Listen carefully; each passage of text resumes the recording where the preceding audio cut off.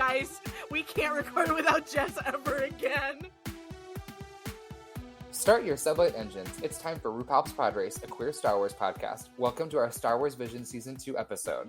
My name is Noah, my pronouns are he, him, and you can find me on social media pretty much anywhere at The Jewish Jedi.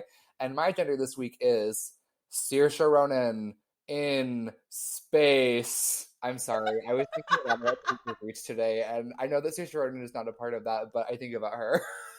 Me when Irish people? Okay, alright. I'll take that, but... Hello, my name is Mel. I use they, them pronouns. You can find me on social media at Melvin Culpa and on TikTok at Grunkle Rex. And my gender this week is Wedge Antilles Tummy Tea. Yeah, he is prepared to influence. You know, he's getting affiliate links. Exactly. And good for him, honestly. Shop his TikTok shop. Oh my god, Wedge Antilles influencer era. I am obsessed with that. We'll talk about it. We'll talk about it later. But my name is Ollie. I use any pronouns. You can find me on social media at Ollie Fresh. That's fresh with a PH. And my gender this week is Ariana Grande. I know that she's hitting those. I know she's hitting those whistle tones. I know that she is serving. I know that she has that high pony. Not the high pony. And what about it? Mm-hmm. Hi, my name is Claudia, and my pronouns are she, her, and you can find me on social media at Kaludia Says, K-A-L-U-D-I-A Says. And my gender this week is... It's the Chilean national anthem today. You're so real for that. Yeah, absolutely. I hope you could hear that on the microphone. Today, I'm feeling extremely patriotic.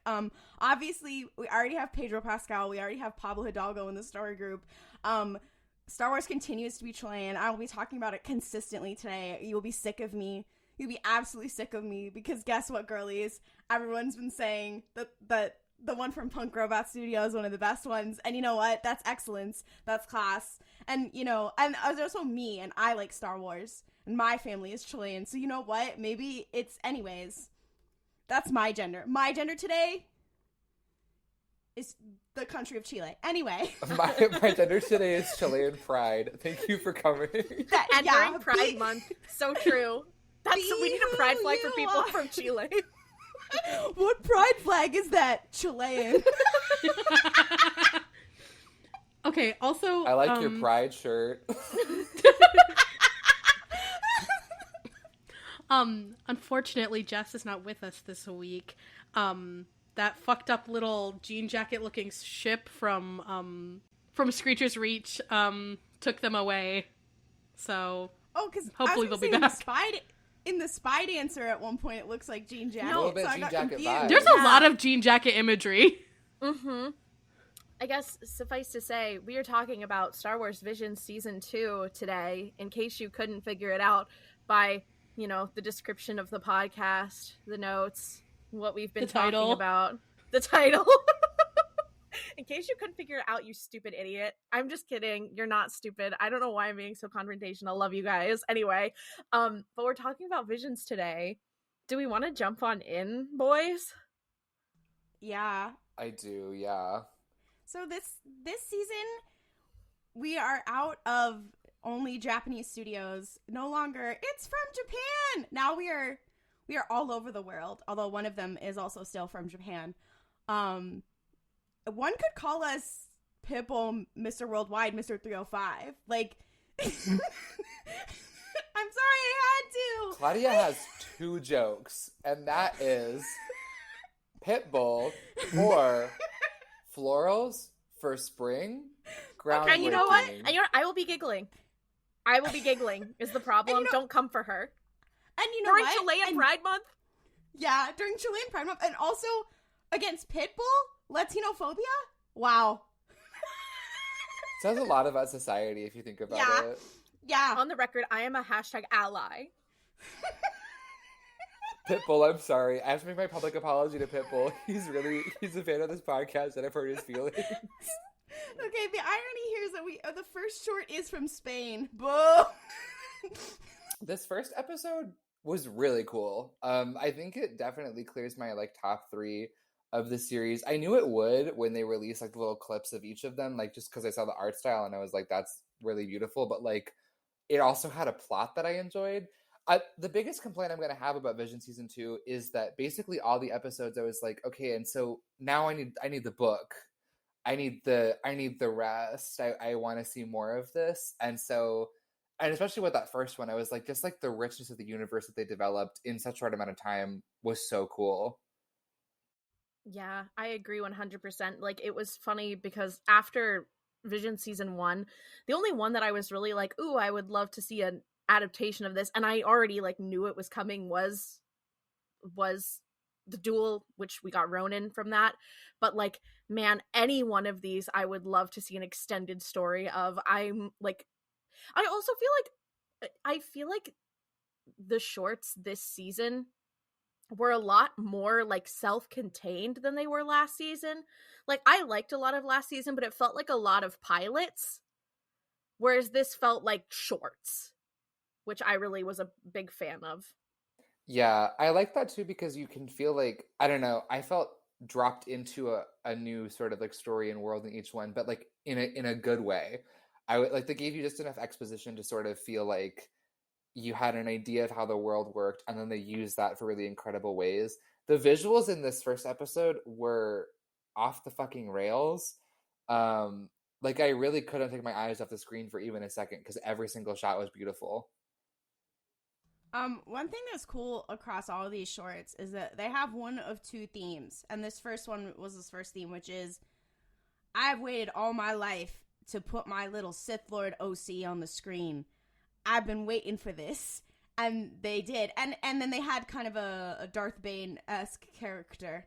I don't know the Old Republic that well. They did a lot in the Old Republic era, and you could tell that people who are very big Star Wars fans made these, and I would say that about season 1 as well. And every short had one of 2 things. Here is my Sith Lord OC. I can finally put them on the screen. Oh my god. And also, did you know imperialism is bad? And here's the thing. That is what Star Wars is about. Star Wars is literally about, have you seen my little fucking guy who looks cool as shit? And also, did you know imperialism is bad? And that's why Star Wars Visions always clears, because that's what Star Wars is about. Simply the vibes, and imperialism is bad. And also, it's cool to talk about this, and especially the animation after seeing it across the Spider-Verse, because, wow, we really live in a time for animation. Anyway. I will say there's another subgenre that we're missing out on, and this is something I don't feel like we get. We get sometimes in Star Wars proper, but something else is, look at this slay little girl. That's a very big part of this.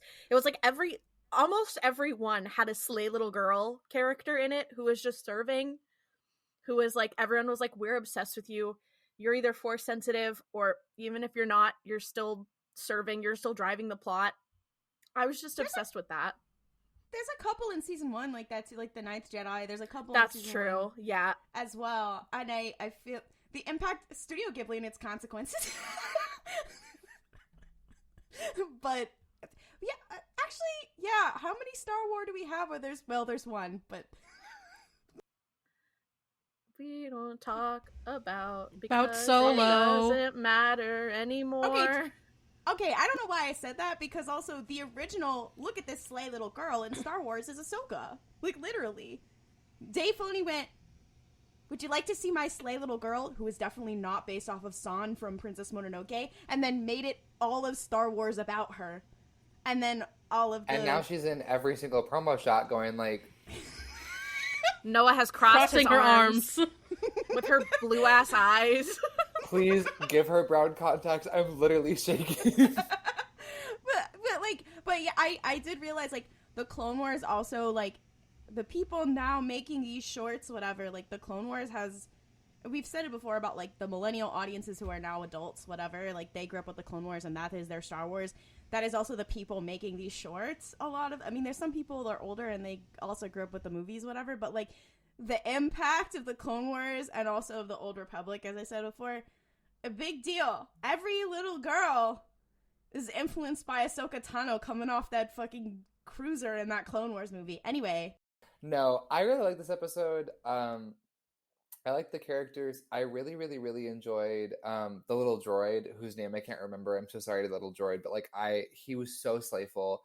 And just like, I don't know, the way that the colors were so dynamic and moved. And also, the main character of this, she served cunt. That is a 9.9 on the Mother Quake scale. Like, she gave.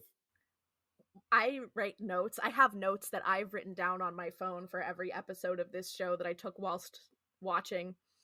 And I did the two things that I wrote are the lighting effects are really cool, which you were just talking about, but I also just wrote mommy. So love that for me. MILF, yeah. No, I mean, and here's the thing. I don't like she was serving so hard. I also love that she's like, I'm an artist, and it's very much giving like how in the High Republic they talk a lot about how the Jedi see the Force, and like her talking about how, not talking about it, but her like sort of showing her interactions with the Force as being paint and as being very color oriented. I thought that was really, really cool. It was giving Rupert Natani, so it was really slay, but I thought that was really a really interesting way of doing it in a way that we have not seen expressed in visual media before for Star Wars. So I like the idea of sort of elaborating on that and visualizing the Force in unique ways. I mean, I think that's why, like, I always say, like, Star Wars Visions and the High Republic are inherent slays, because, like, there's so many people who are like, oh, I'm tired of Jedi stories, whatever. I'm like, but they make the Jedi stories interesting. They make the Jedi stories still be interesting and, like, different and whatever. And, like, the fact that all these creatives came to the same conclusion of, like, how do different Jedi experience the Force, and how can that be in a visual medium, and the best way to portray that is through animation. Fucking phenomenal. Also, we said a lot of these are about, like, oh wow, a slay little girl, but this one, she's an older woman. And she's like, I mean, we don't know how old she is. Also, her name is Lola, which I looked up on the wiki. But like, she's not a young spring chicken or whatever, and she's like been through some shit, and it is kind of about her like addressing past traumas or that kind of thing, and it's very refreshing when it's not like a character in their 20s or a child. Or I know like we've said that about an old man. Yeah, this is a story that's often reserved for either men, a la Luke Skywalker, in The Last Jedi, but it's reserved for older men or people in the very beginning of their lives, in the first quarter of life. So it is really nice to see an older character, an older woman getting that treatment. Yeah, I like that a lot. MILF rights. Real. I also like, yeah, like Ollie was talking about, like the way that like the Force actually does like color how she sees the world. Like it changes. Like at the end when she's like, oh, slayful, you know, I don't have to be adherent to the teachings of the dark side. I can just sort of slay my way through it. Like the way that like the palette actually like shifted and the whole color scheme of like even space, not just rooms, like actually changed was so cool. I also, her lightsaber, mega Huntress. Okay, more of you need to be doing it like her, because yeah, that was just really good. Another thing is there were several of these shorts deal with the Sith in interesting ways, and again, that some of that comes with the Old Republic or whatever, and like how does one come back from evil and all that kind of stuff, or how does one go to evil or that kind of thing. And her story is one of her like of her being like, you know, this is the last stop on my path towards redemption, and it's that's a thing we talk about so much of like in Star Wars where they're like, I did one good thing at the end of my life and then I died. But this is very much, this is the opposite of that, where it's just like, I got myself back onto the side of good, and now this is the last thing I have to do before I can move forward. And like, it's a very interesting twist on the same themes of Star Wars, of like, you know, you can always come back to the light. That I just think they get it. Every one of these, they fucking get it. Yeah, it honestly, I won't lie. First of all, this one actually was probably my least favorite of the the episodes, which is not to say that I like hated it or anything. I think I just connected with some of the other episodes more. But that being said, I did think that it was kind of interesting. It just kind of reminded me of in Master and Apprentice when Qui-Gon talks about how choosing the light is like, it's choosing it over and over again. And that kind of like, where it's like, yeah, even though darkness tempts you and it exists, like you can't pretend like it doesn't. It's about choosing good, choosing the light. And I liked that. That is one of my favorite Star Wars quotes in general. That book does bang. When is Real Averross going to be in Visions? Visions season 3, Real Averross short? When? Real. We need that. Mm-hmm. Also, R.I.P. to Elzar Mann. He could never be Lola. Period. I mean, I don't know if their tragedies are quite the same, but Elzar Mann literally couldn't be a Costco worker. Like, can't accomplish jack or shit. No, don't disrespect the Costco employees. They are doing more for society than Elzar Mann ever has. That's what I mean. Like, I firmly believe if you were like, Elzar Mann, can you sweep this closet? He'd be like, absolutely not. I can't take care of that. I'm sorry. I've been thinking about that man recently. Flop supreme. Elzar Mann slander aside, do we want to move on to the second episode of the season, or do we have more to say about this one? So, okay. This one was Creature's Reach. I'm not quite confident yet to rank a favorite, but I do think that this is definitely up there. This was animated by the same studio that did Wolfwalkers, and if y'all haven't watched Wolfwalkers, you should watch Wolfwalkers. It's a really good movie. But I really enjoyed this one because one thing about me, I love a little bit of a horror vibe. I love a fucked up cave. I'm a big fan of a journey across like cloud covered plains and whatnot. I really I love that. But also just like the style of animation and the style of the drawings felt so much like a storybook, which I was obsessed with, and the way that everything like moved.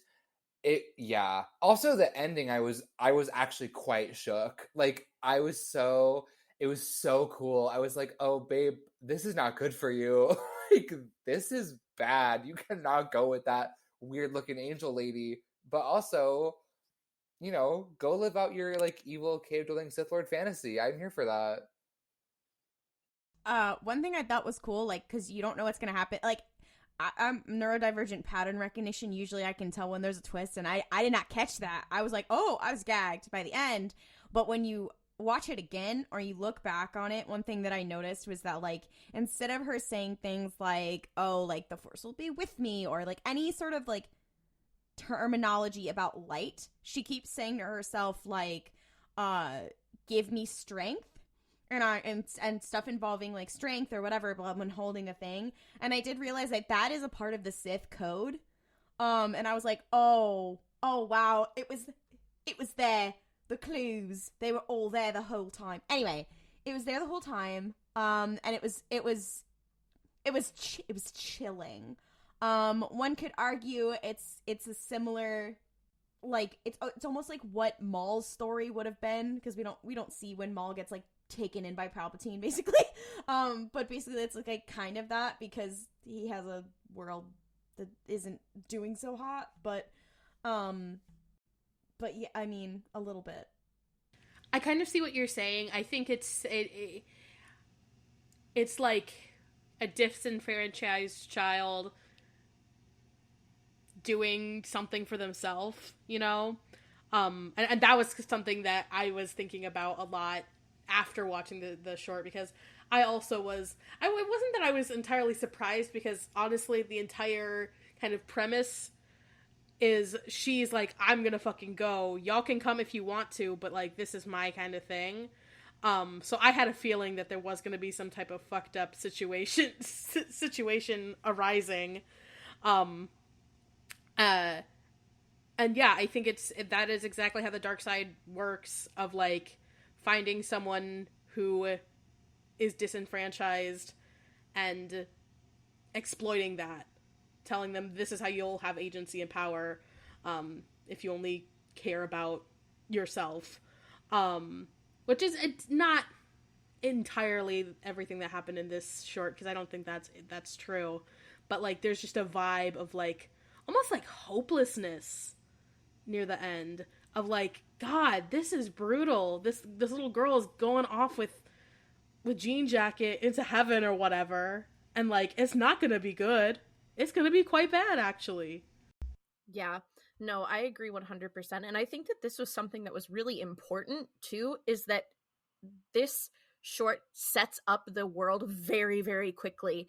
And it doesn't need to explain, like, oh, why are they working in the factory? Why are they doing blah, blah, blah? Like, you don't need that. It gives you exactly what you need to know. And it establishes these characters, her three friends, very, very quickly.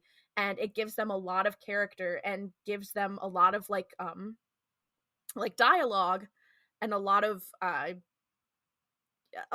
very specific dynamics between each of them. You can tell it was very thought out. So even if their backstories aren't on the page, it's clear that they have them. And I think that her connection with her friends and them being like, girly pop, what are you doing? What are we doing? Like, that was really powerful in establishing how fucked up this situation is and how hopeless this world is. That on that note, I will also say, fuck Baby Yoda capitalism. Where the fuck is Baby Kina capitalism? Because she is fucking adorable. Real. I'm obsessed with her.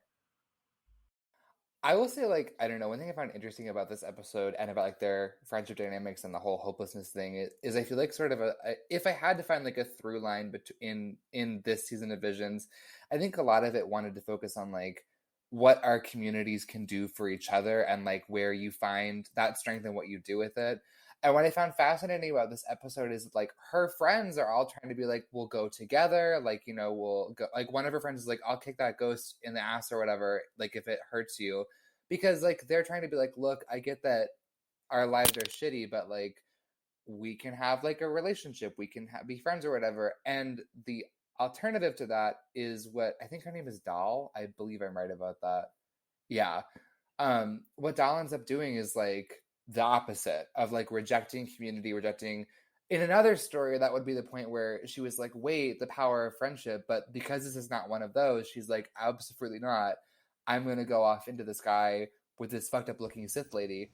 Also, side note, visually, I love how that ship coming down, like the clouds parted, there was like a sort of like sunlight angelic vibe to it, which totally looks like, I don't know, it cemented the weird scariness at the end of this being like, this looks like a good thing, but is very much not. Like, spoilers for Nope, but in a similar fashion to the concept of like, oh, we're making contact, we're going up, we're gonna go talk to the aliens in the sky, and it's like you're actually being devoured. It's like, this is not freedom, this is actually worse. It's very much giving dramatic irony in the way that because we as Star Wars viewers know how to identify a Sith and how to identify a dark side user, like we were able to see that and see what was going on and immediately be like, oh fuck, this is not good. But the characters in the narrative don't know that, and Doll, despite the fact that she is showing dark side traits, that she is clearly leaning that way, it's entirely possible, and most certainly the likely outcome is that she does not realize what she is doing, and it makes it all the more tragic because she's going because, again, she feels hopeless, she feels disenfranchised, she is searching for a way to regain control, not realizing that what she is signing on for is 10 times worse. Which is something that people often misunderstand when they get into the fucking power scaling bullshit of Star Wars and whatever, is that like that is inherently the bad part of the dark side, is that it isn't the strength that you get. I mean, Yoda, Obi-Wan, they all say it in the original movies, is that like, you actually are not stronger with the dark side. It's a lie. It's like the dramatic irony is that we see in this that is like visually there, is that it's a lie. You're not actually stronger. It, eventually it's like a decay or whatever. It's deceptive. It makes you feel more powerful when you are more beholden to someone or whatever, like, and that's what, and it was like, oh, and we are conveying that visually. We are conveying the lie visually, and one could say that is a metaphor for imperialism, and that the whole time. Oh, anyways, Real. That is something also I really liked about this short, was that it felt like a ghost story almost. It felt like a cautionary tale almost. Something that, like, I feel like young Padawans in the Krish hear about. Kresh? I think Kresh? it's Kresh. It's I don't French. Who know. gives a fuck? Yeah, I wish French people were real. We'll talk about that later.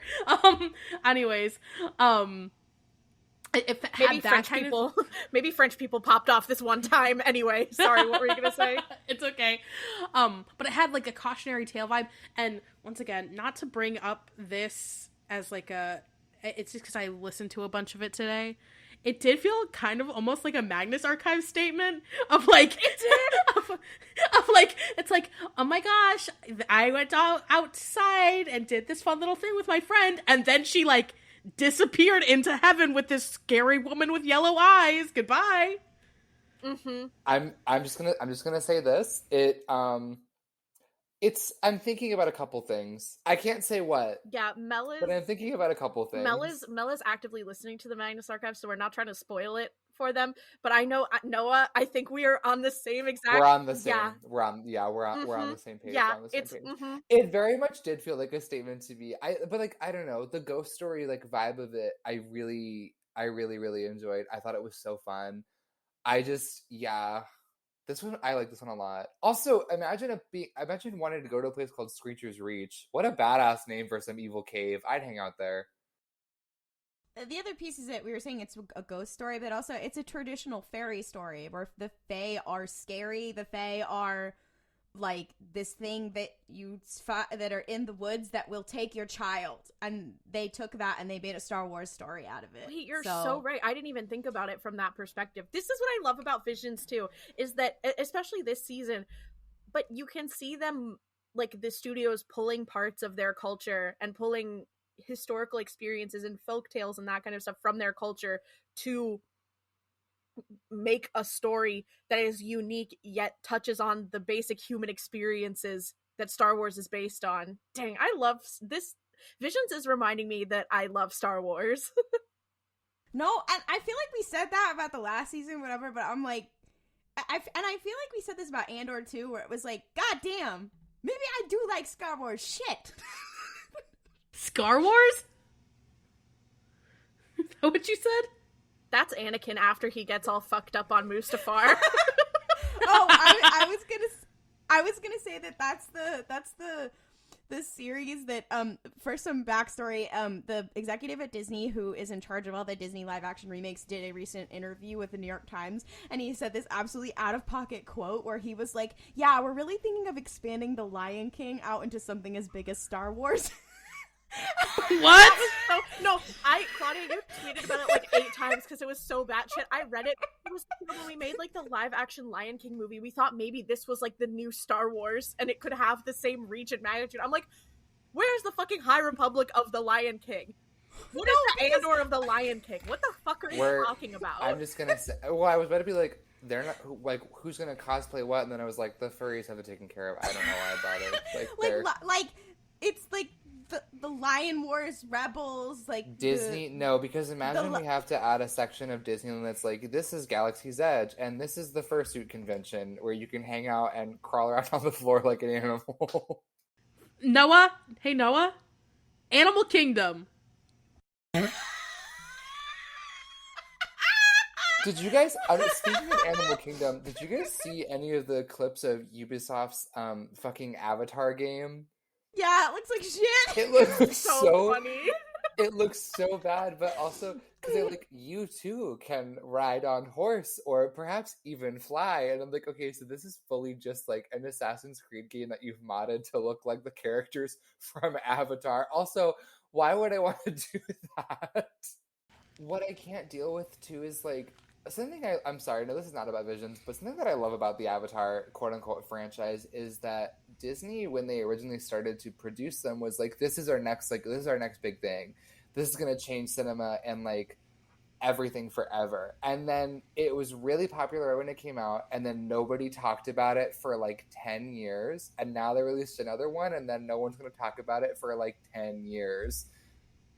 Why can you go to Avatar Land?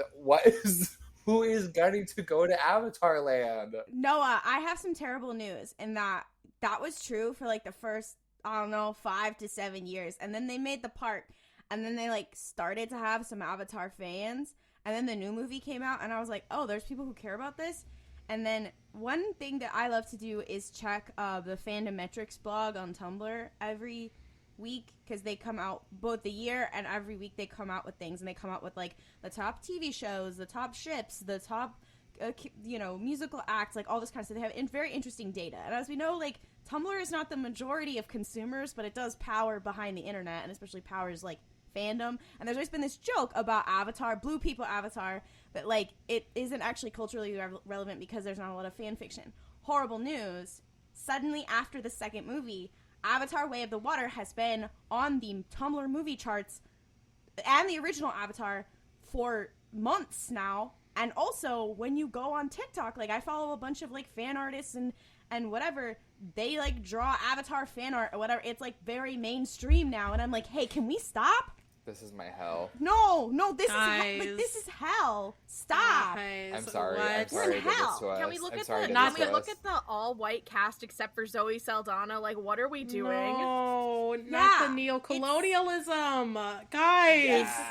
Yeah. So we have to. It's in so order, bad. In order to get people to understand racism, we need to make the people experiencing the racism, blue cat girls. Is that helping? Is that doing anything? Okay, but no, because I keep on thinking about the next movie that's supposed to be lined up for this franchise, and how they're the fire people, and how they're evil and dark. I can't stop thinking about that. We are so fucking over. No, because... J. Hope Cameron and Andrew Lloyd Webber would write an amazing story together. No, hey, Ollie, Don't say that. I need you, Ollie, don't say that, because here's the thing, Andrew Lloyd Webber is about to be unemployed big time for a while. Yeah, and cancel culture is really getting his ass. So. Bad Cinderella? You're going to bat for Bad Cinderella? No, I'm not. No, listen, I'm a big Andrew Lloyd Webber fan, but important note, I also fucking hate Andrew Lloyd Webber, so let's put that out there. It could be both. It's much like being a fan of Supernatural if you think about it. No, because honestly, at least Supernatural. No, because you know what? It's very similar. Actually, I would say no, because Jared Padalecki in an ALW joint. That's what I'm talking about. Fuck the Jesus show coming to see. Fuck the Jesus. Yeah, Noah. Did you know that there's a Noah? Did you know that the CW canceled the Winchesters, right? But they did pick up 3 seasons of a show about Jesus Christ, like a drama about his life. Wait, who's playing Christ? Wait, hold on. Do you want to know some fun facts I know about The Chosen? It's called The Chosen. It's called The Chosen. It's called, number 1, it's called The Chosen. Number 2, it's not that the CW is producing it. It was like crowdfunded and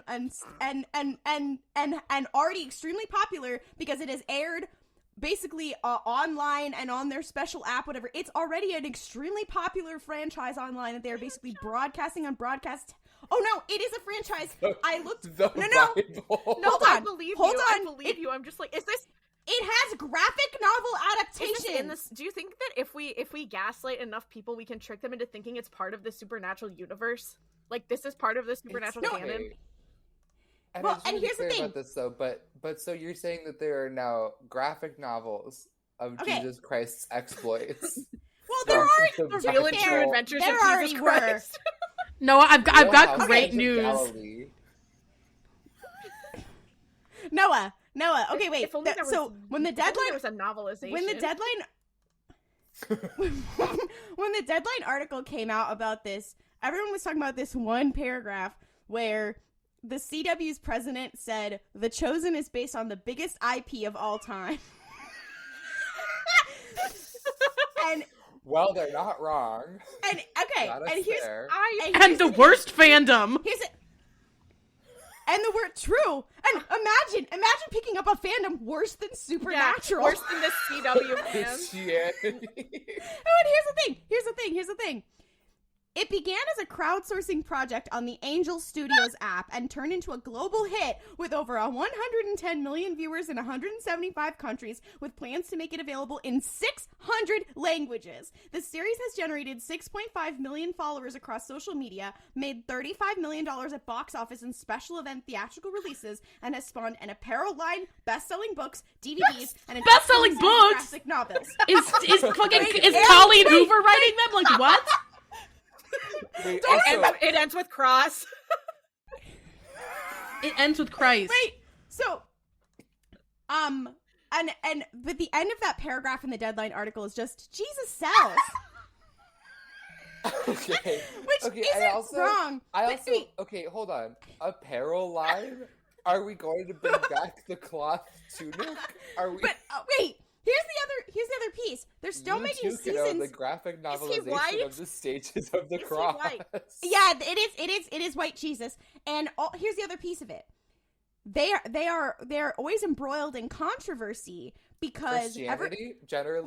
Yes. Well, because it's made by evangelicals, but it's made in Utah. So there's always rumors going around of people being like, "Oh, Mormons make this," and then they keep having to go on social media and be like, "No, Mormons do not make this. We're evangelicals," because the Mormons and the evangelicals don't get along. However, they film and produce it in Utah, so everybody working on it is fucking Mormon. So then they keep getting questions about, are you going to cover the Book of Mormon when you get to that part of Jesus' story or not? The girls are beefing in the Jesus' story. Well, yeah, the part where he gets brought in a boat to Jackson, Mississippi. I watched the Book of Mormon musical. I know.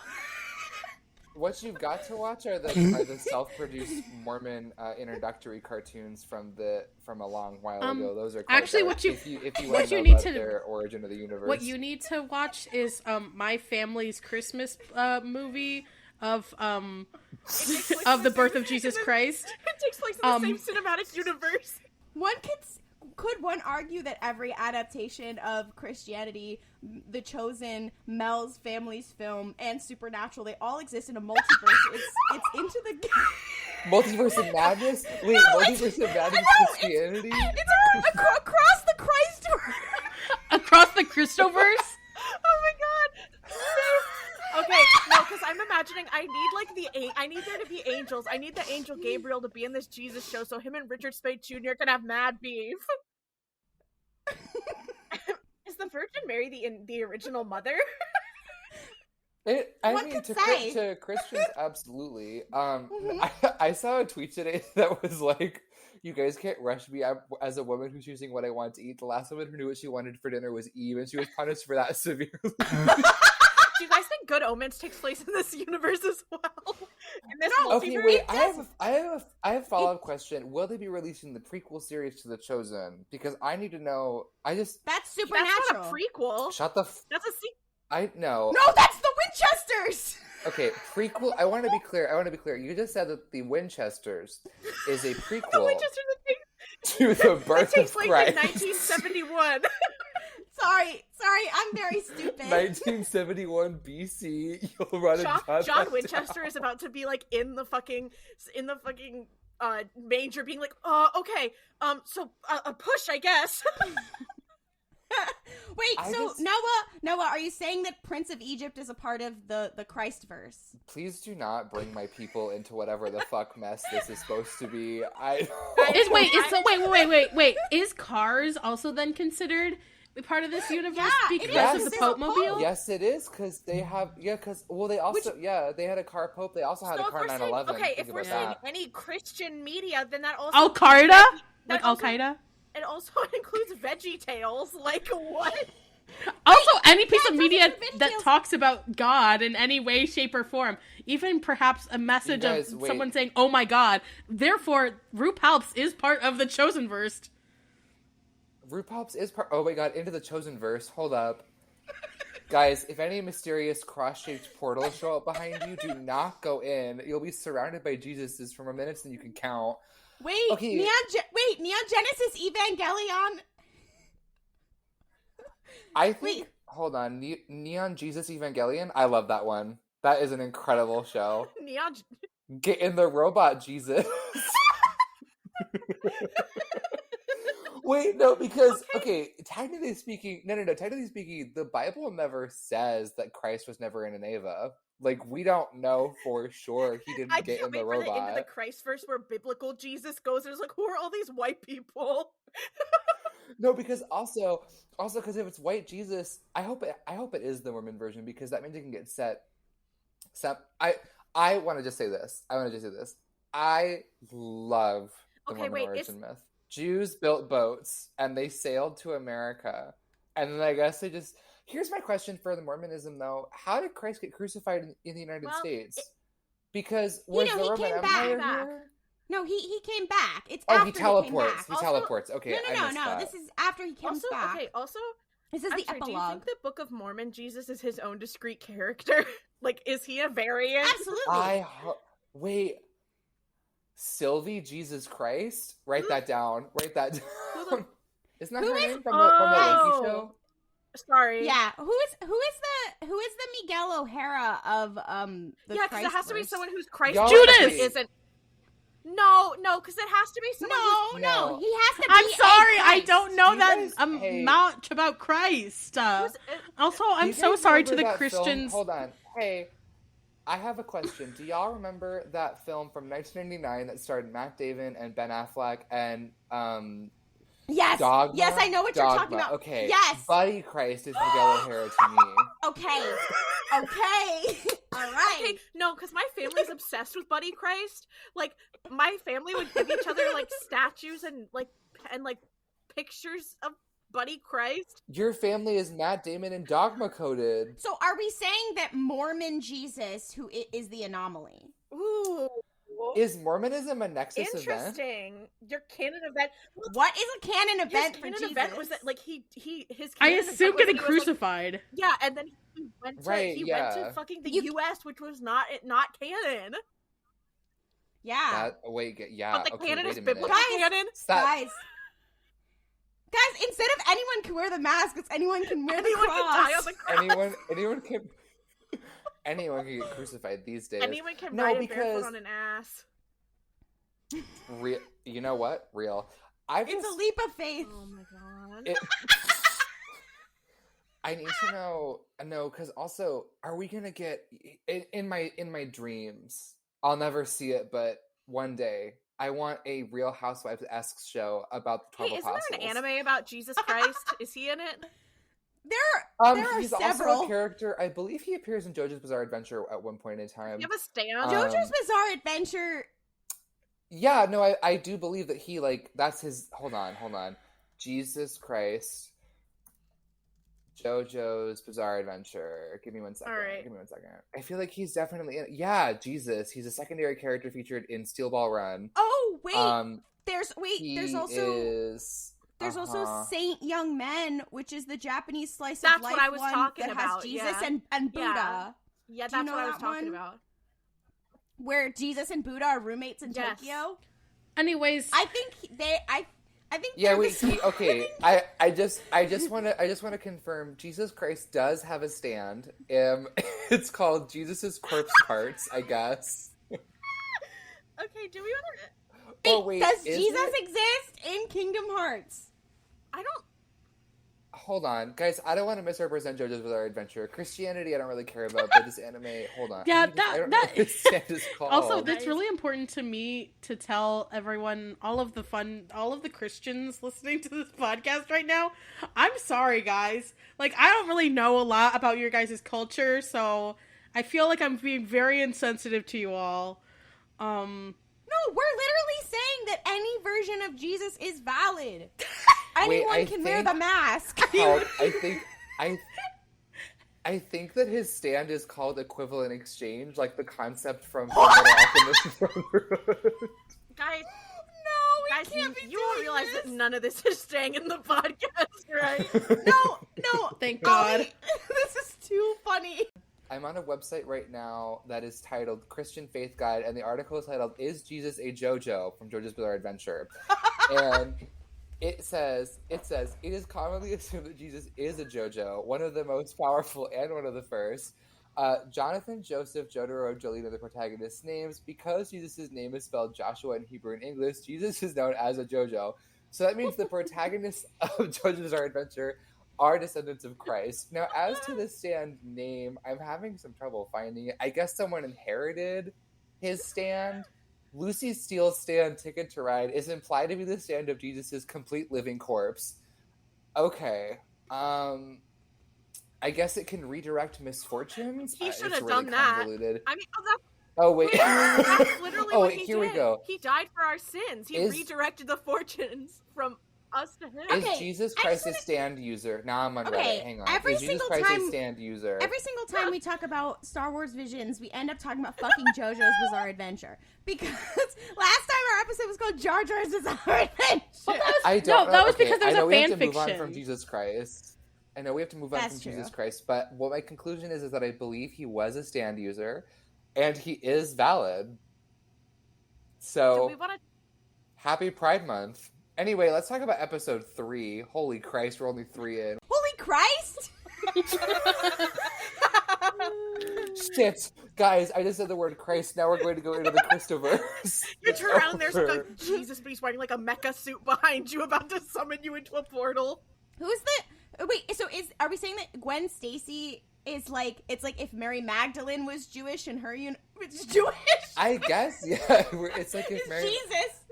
Oh, we started talking about it because I brought up Avatar, and then that was talking about IP, and then that they're just talking about The Chosen, and now we're talking about if Jesus Christ was a stand user, to which the answer does appear to be yes, so watch out for that. Me when I'm at church and I raise my hand, excuse me, Mr. Preacher, when are you going to talk about Jesus' stand? No, because imagine you turn around and Christ is de-opposing behind you. Forgive me, Father, for I have sinned. Also because it's JoJo, he's standing like this or some shit. Some gay ass shit. Okay, anyway, do you guys want to talk about In the Stars? I would love to talk about In the Stars. I'm gonna say, as we've established in this podcast before, as I have said on multiple occasions, I'm not really a crier. I was sobbing like a fucking baby during this episode. Like, it was crazy how, like, emotional I was. No, I really like this. I loved the, was this stop motion? Am I an idiot? It kind of looked that way. It kind of looked like claymation a bit, like the vibe. Yeah, it's not stop motion. So they've done some interviews about this because they're considering it for submitting it for an Emmy, and they're saying that they wanted it to kind of emulate when you see the AT-ATs in Empire Strikes Back, which were with miniatures, and like with the hollow chest and that kind of thing. So they basically referenced real locations, and then they created physical sets, and then they scanned them digitally and did CGI over it. So That's crazy. yeah, That is it's really cool. crazy and bonkers. It's yeah. The quote from it is, "We did not want to lie and trick you into thinking it was stop motion, but to use CG and tech to make the short look as handmade and analog as possible." Which, the shit like, bangs. it looked really cool. The colors really popped. I loved all the scenes where they were using the paint. It also, like, at the end when all, like, the handprints appear on the stone, it made me emotional just because, like, I don't know what it is, but I think about the, like, the caves at Lascaux and stuff like that, where, like, you have, like, several thousand years back of just, like, human beings that were like, we need to put shit on walls as a commemoration of, like, people who were here before us, that it wasn't just us. Like, and that always makes me emotional. And then combined with, like, the plot and also the score of this one was, like, really, like, really, really, really good. I really enjoyed it. So they talked a little bit about how they wanted to combine it with being, like, obviously the, like, grand orchestration of, like, carrying back to John Williams, but also it's heavily inspired by Southern Chile and Patagonia. So with, like, combining the two, and I was like, your brain, your mind, huge, off the shits. I was feeling very emotional about it. I was feeling really crazy about it. For background, my grandfather he is deceased for many years. My grandfather was a composer, a Chilean composer. So I was like, wow, this is so cool. I'm having a bit of a moment right now. Yeah, the music was a really standout a standout thing about this short. And I think that, like, the music in general in these in all of these shorts was really, really good. It was something I was very impressed with. And I think, again, as I had mentioned earlier, what's really nice about drawing from other cultures and having places produce things where they are able to, you know, draw on their local myths and their local histories and, you know, their culture, you get a lot of really, really cool things. Like, again, a lot of the musical cues in this, like Claudia said, were references and were, you know, inspired by, you know, music from the area, which I think is really, really neat. What else I really loved is, like, it's another story about, like, this really slay little girl and, like, the power of I also think it's, like, the power of love between two sisters is also really powerful. No, literally. Because I feel like in Star Wars we have a lot of, like, there are stories about sisters in a lot of the books, but we don't have a lot in, like, the quote, like, main line. So, like, in, like, the shows and the movies and, like, the visual media stuff, we don't have a whole lot of sister stories.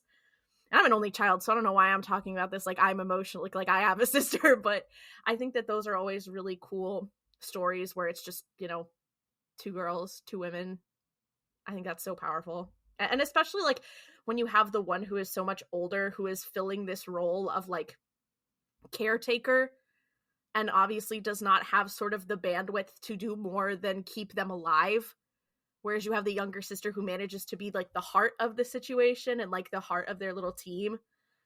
I just thought that was really cool. I loved their dynamic.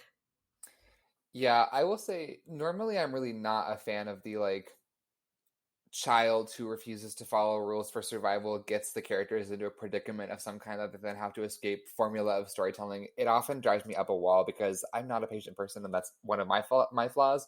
However, something I loved about this was, like, you could really feel that the tension between the two of them was, like you were saying, like, just because the older sister is adrift. She's like, my mom has died, all of our people are gone, I don't know what the hell I'm going to be doing about this. And so she's just trying to, like, do what she can. And the fact that in the end, what sort of saves them both is the hope in each other. Yeah, that got to me. Like, I'll be honest, like, that made me emotional. I was like, okay. It was just, yeah, it was really cool to see that dynamic explored. Also, like, in such a short amount of time, because I feel like a lot of other pieces of media will take a season and not accomplish that, like, level of emotional dynamic. And Visions is like, let me do that in about 20 minutes. I got you covered. I feel like the closest we ever get to that kind of relationship in Star Wars would probably be between maybe, like, Sabine and Hera, but that's pretty much all I could really think. I mean, on screen, I should say. On screen, not. I agree. And they don't even, like, it's not that Sabine and Hera don't have a lot of time together, but they don't have a lot of episodes that are like, there's, like, one real, like, Sabine and Hera episode. Yeah. So it's nice to see, like, I just think that, and a lot of the stories we get about, like, sisters that are on screen or two women who have a strong relationship, it all hinges on a man that they know, or, like, someone else they know. Like, with the Martez sisters, you get it a little bit, but so much of that story is about Ahsoka. It's not about them. Yeah. But, like, a lot of the relationships between two women hinges on someone else being there also, which is, like, not bad necessarily, but it's really nice to see highlighted here. It does. It also reminds me a bit of the setup for Lilo and Stitch a little bit, where you have the sister who is, like, she's also young and she's a kid sort of herself, and she has to handle with the young kid, and having to deal with the state trying to fuck up their shit. Yeah. Yeah, exactly. Yeah. Also, I did not realize that I knew some of the other work that this studio has done. I did not realize that the director of the short was the Oscar winner for the short, I believe. I don't know if it was last year or the year before, for Bear Story. I was like, oh, okay, slayful. The one thing that was really cool that I read in some interviews, whatever, was that they purposely put, like, current issues of Chilean politics in there, which are, like, it's not just that we're fighting imperialism, but also that, like, it's specifically about, like, access to water, and other things. The issues of the nationalization or not of certain resources in Chile is a bit of a problem, one could say. Anyways, Richard Nixon. Anyway, No, but I do like that this season in general of Visions really did not shy away from the like Star Wars is inherently political. And in fact, not only did it not shy away from it, it dove headfirst into it and got into things that are not only like political but very controversial, and framed them in a way that's like, how is this something that's controversial? Like, the only way that this is controversial is if you are going at it from the perspective of the state and not of the people. Like, if you are looking at it purely from like a capitalistic or from an imperialist standpoint, then yeah, it can be a little controversial, but like, it is so clear. They make it is so black and white who is right and who is wrong here. There is no room for debate about it. It is like, these are the people native to this area and their resources are being taken away by the imperialist government. So maybe we need to kind of figure out, if you're having a problem with it, that's kind of on you.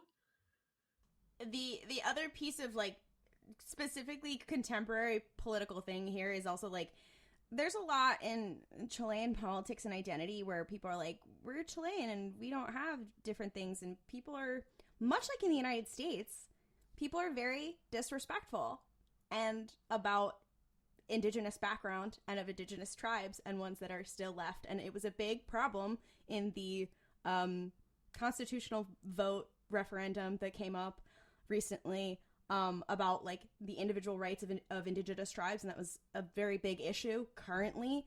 And the director of this short talked about how like, yeah, this was based on certain struggles in a very specific genocide that happened very recently in history, to specifically indigenous people in the south of Chile, that like, let's just say Chileans don't like to talk about that much in some way. So I know that doesn't go over so hot in certain places. So like, it to say that like, yeah, it gets political. It also gets like specifically political in a way. And I feel like we talked about that with Andor as well. Like, it's not just like imperialism bad. Like we are getting into it. Like, you know how in Andor when we're like, yeah, we're getting into the specifics of leftist discourse.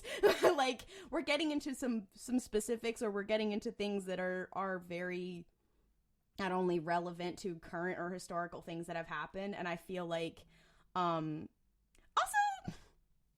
given the fact that Star Wars was created as George Lucas being like, hey, fuck you to Richard Nixon, I think that this is interesting. Anyway. Yeah, no, I liked this episode, and a lot of like Visions this season was quite direct about like, hey divas, just to be clear about what the Empire represents and who that represents.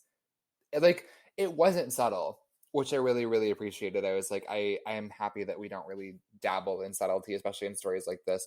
I also loved the ending of this one. Like, it was genuinely beautiful, and it was so well like animated and shot. I really could talk about that for a while, but it is interesting. Like, this came out far before Across the Spider-Verse, but it is interesting how like, in just having seen Across the Spider-Verse, it's very like similar in that like Across the Spider-Verse is very unapologetic and very specific, both in its cultural representation and also in the narratives that it wants to speak about, and in the cultural issues that it wants to speak about in ways that like some people have felt uncomfortable with, and like in the ways that it is speaking to the audience and whatever, and combining that with absolutely off the shits animation, like in all of these shorts, not just this one, but all of them. I'm like, yeah. And who's doing it like animation? Who's doing it like them? Who's like, and yeah, we're gonna get into it. But also, it's gonna look so fucking crazy. Some animator is gonna have worked blood, sweat, and tears to have made this. I want to talk about too in this short that like final like fight sort of moment where it was the sisters versus the like the Imperial person. That was fucking chilling. Like, it was crazy. Like, you really did have a sense. And it's like, okay, it's a Star Wars. You know they're not going to be like, actually, we're going to let the Empire win. But it was like, it was really one of those moments where I was like, oh man, like, I'm on the edge of my seat. And when they like stood together and were like, actually, fuck you, we're going to flood this place, I was like cheering. I was standing up. I was screaming. It was just so fun. And I also loved, like, I don't know, but it felt very Attack of the Clones-y when they were going through that warehouse. or like the water processing plant where they were like the buckets and they were like jumping back and forth. I was like, okay, it's really giving Star Wars in the best way. Yeah, I really loved this short a lot. And I think it's one of those things where like it just was so both visually stunning, and then the story was also just like deeply impactful. And as someone who knows a little bit about Chilean politics and history but not a whole lot, I was able to enjoy it as like a Star Wars narrative, but it is very clear that it was not just that, you know. And I also just liked kind of the overall vibe of like, I don't know, there was just something very touching to me about a mother trying to protect her children, and then her children doing that same work and honoring her and all of their ancestors, and like that just was really like, I don't know, powerful. Sorry, I just got chicken skin talking about that. It just, I don't know, it was just so beautiful, and the more I think about it, the more I want to cry, and I'm like, oh my god, okay, anyways, we have to be better. It was very cool how they chose to visually represent that.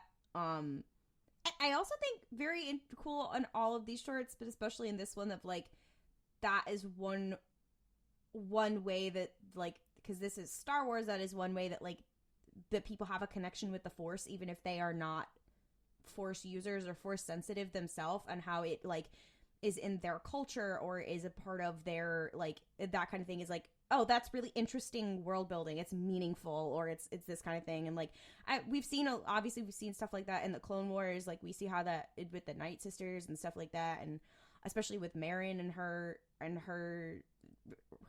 relationship with the Force and that kind of thing, even though she is a Force user, so it's different.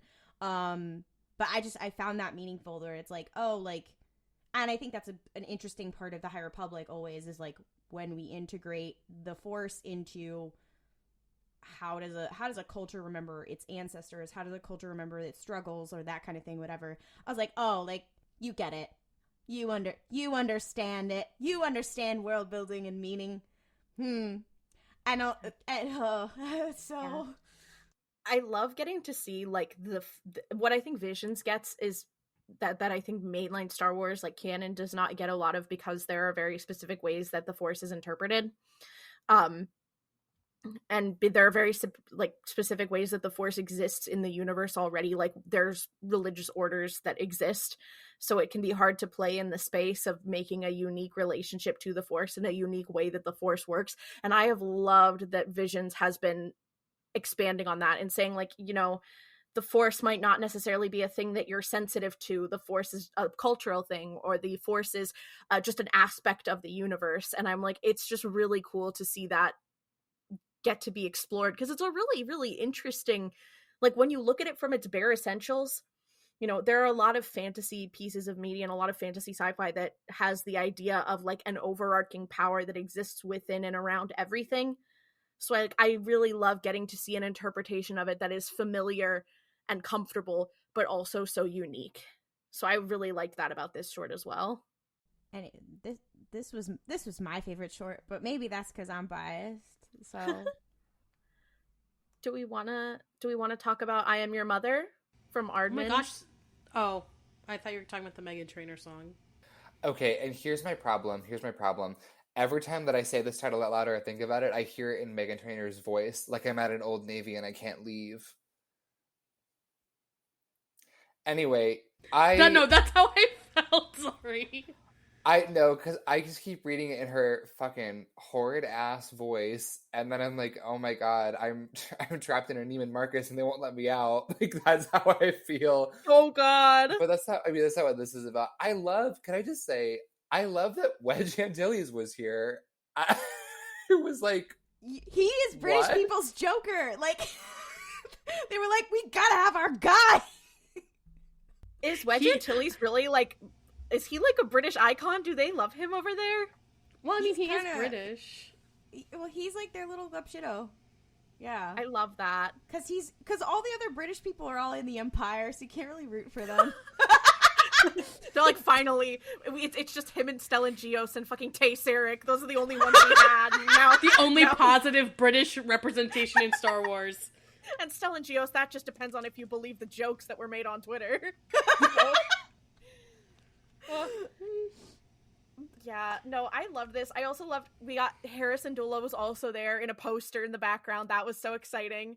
I also love, like, I love that this was just, like, a very, I don't want to say it was low stakes, because it wasn't, but, like, it had high emotional stakes, but the fact that it was just, like, we're just getting to have fun in this universe, and from a studio like Aardman, it's like, okay, yeah, that's exactly what I would expect from them. Something very fun that has a very, heartfelt message.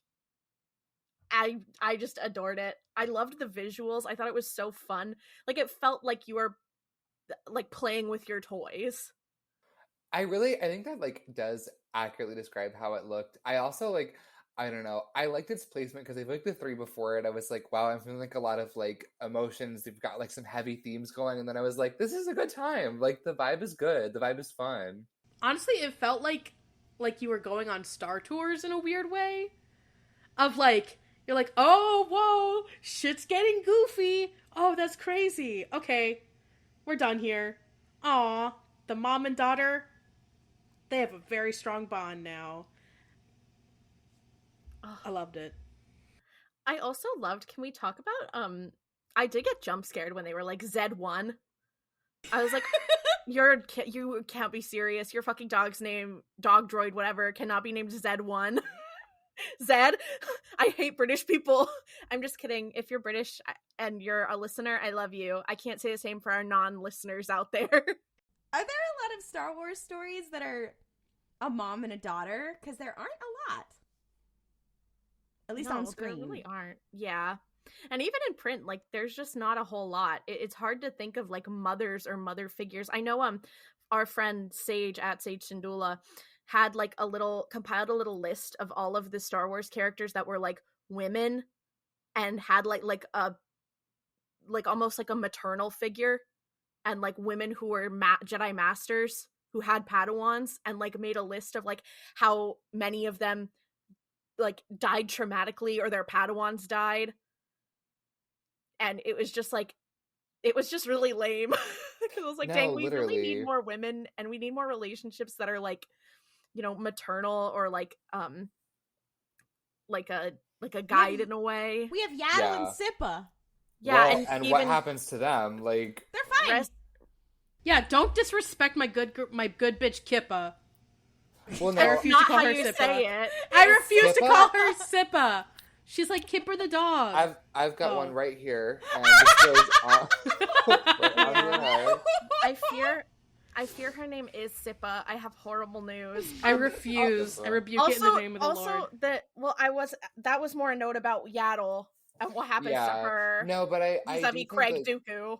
It is weird to me because I don't know. I think a lot about this because, like, it's known that I love a gruff dad, and we may never know why I love the archetype of a hardened father who becomes a better person over the course of a story and then never leaves. We'll never figure out what that's about. But the thing that I find interesting about that trope is it's so rarely applied to women, and it is so rarely applied to mothers. Not that that's happening here, but, like, the absence of, like, maternal figures in stories is very interesting to me. And I feel like a lot of the times in Star Wars as a property, a lot of times, like, the parental figure, especially if they're maternal in nature, like, they have to be, like, dead or missing for the plot to move. They're like, oh, well, he can go on adventures because mom's not around anymore. And it's like, guys, you can actually just, like, write mother characters and they can just sort of, like, be there and, like, be fine. And then they motherify people like Harrison Dula, who they're like, oh my god, she's the mom of the team. Girl, she's 26. Like, help. I just thought about the fucking Broad City Court where she's like, I'm 27. When am I a child bride? No, literally. No, it really is. I love Hera, and I do think, like, she does play a maternal role on the team. And this is not, like, like a critique on that, but I do think it's funny, the idea of her being like, yes, I am a mother to Sabine, who is maybe, like, 6 or 7 years younger than me.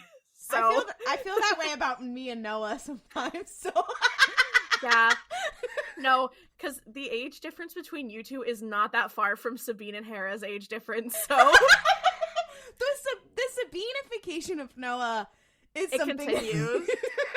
No, but I loved that. I loved how homey this one felt too. Like how it's like, this is a very real thing that a lot of kids dealt with, where you're like, oh my god, my parents embarrassing me so fucking much.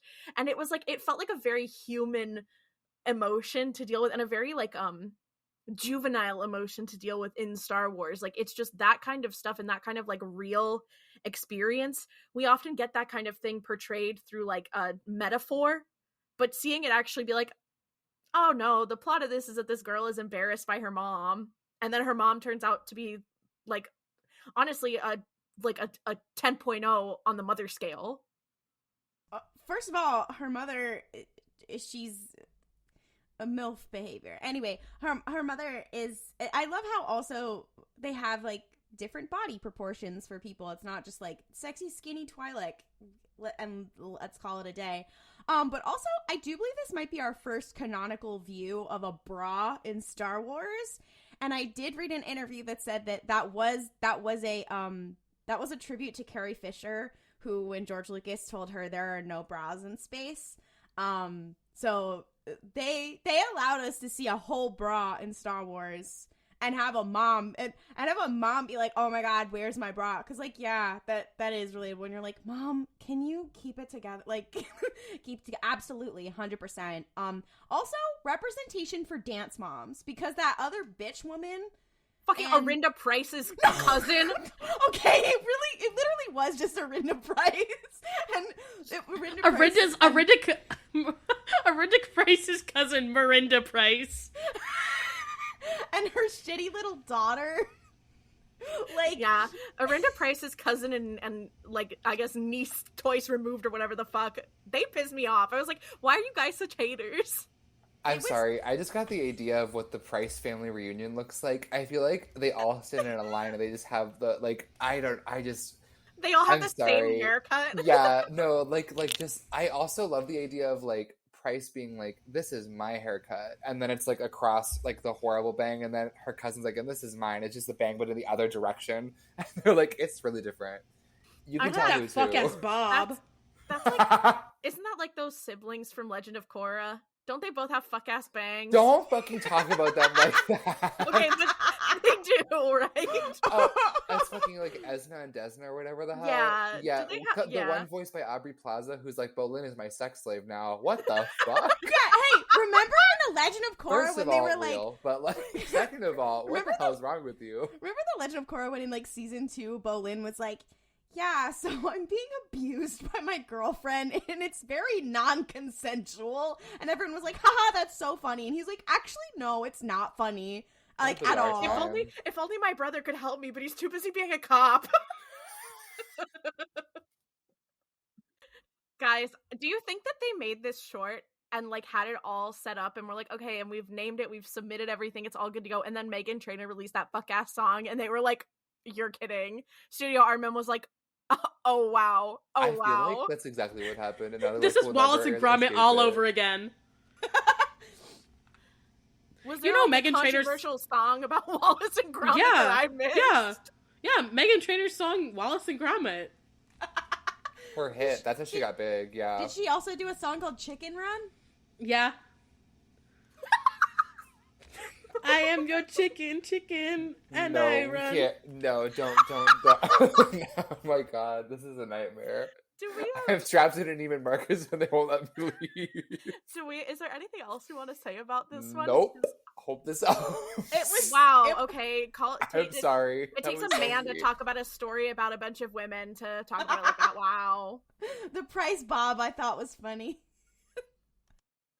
Guys, I think, and I'm not suggesting that we should all do it at the same time, but I think it'd be funny.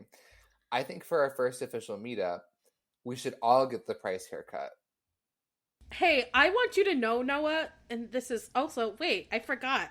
Hi, listeners of our podcast. For those of you who don't know, maybe you don't follow us on social media, Ollie and I got engaged this week to be wed. And the first, allegedly, Roop Helps meetup will be our engagement party. You're correct.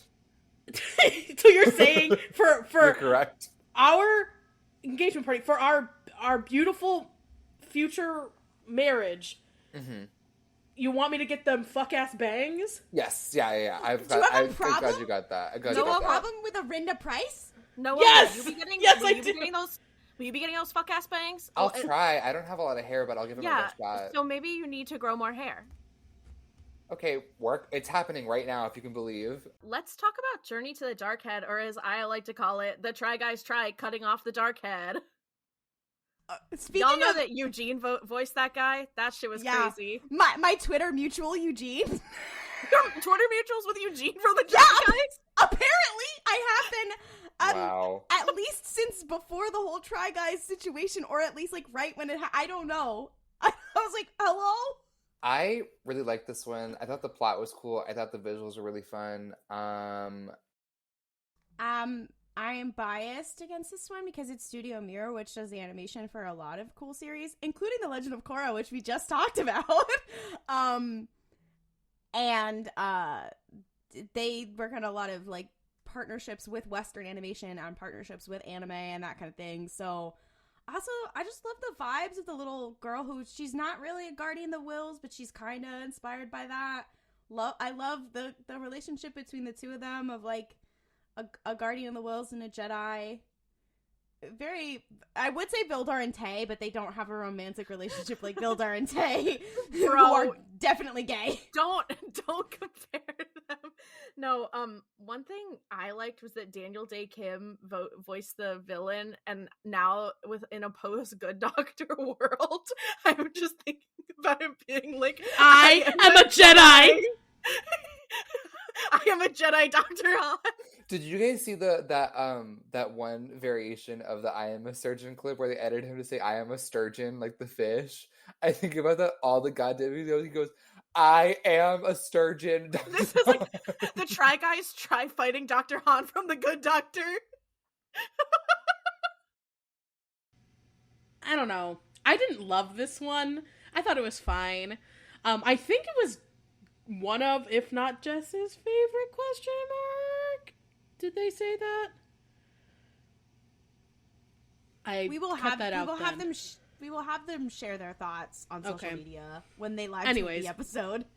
Anyways, point is, I don't know. This episode was fine to me. It kind of reminded me of the Ninth Jedi, from last season, which I also was like, it's fine. I did, however, I liked two things from this episode a lot. One, I loved the idea of like the like future telling prophesizing via rock. I think that was very geode core, very slay. I also really liked the TikTok lights up on that head of the Did you fucking the call dark them head? TikTok lights? Yeah, that's what it looked like. You know what? Gen Z is canceled. No, I'm What kidding. the fuck? That's what everybody calls them, Mima. Calm down. I know. Yeah, I'm just being a bitch. I think that's your problem, Mima. Anyways. Yippee! One thing I really liked too is that they were like, the Jedi were like, okay, we're gonna send this guy who's so fucked up and so young to go do this thing. I was like, that is like a 13-year-old with the voice of Eugene from the Try Guys. Why are we sending him to do, like, I feel like maybe can you send another friend with him? Like, I understand that it was like the Force is telling you have to do this and like it's to get personal closure, but I was like, god damn, he needs help. Like, we can't be sending him alone. Unaccompanied minored ass.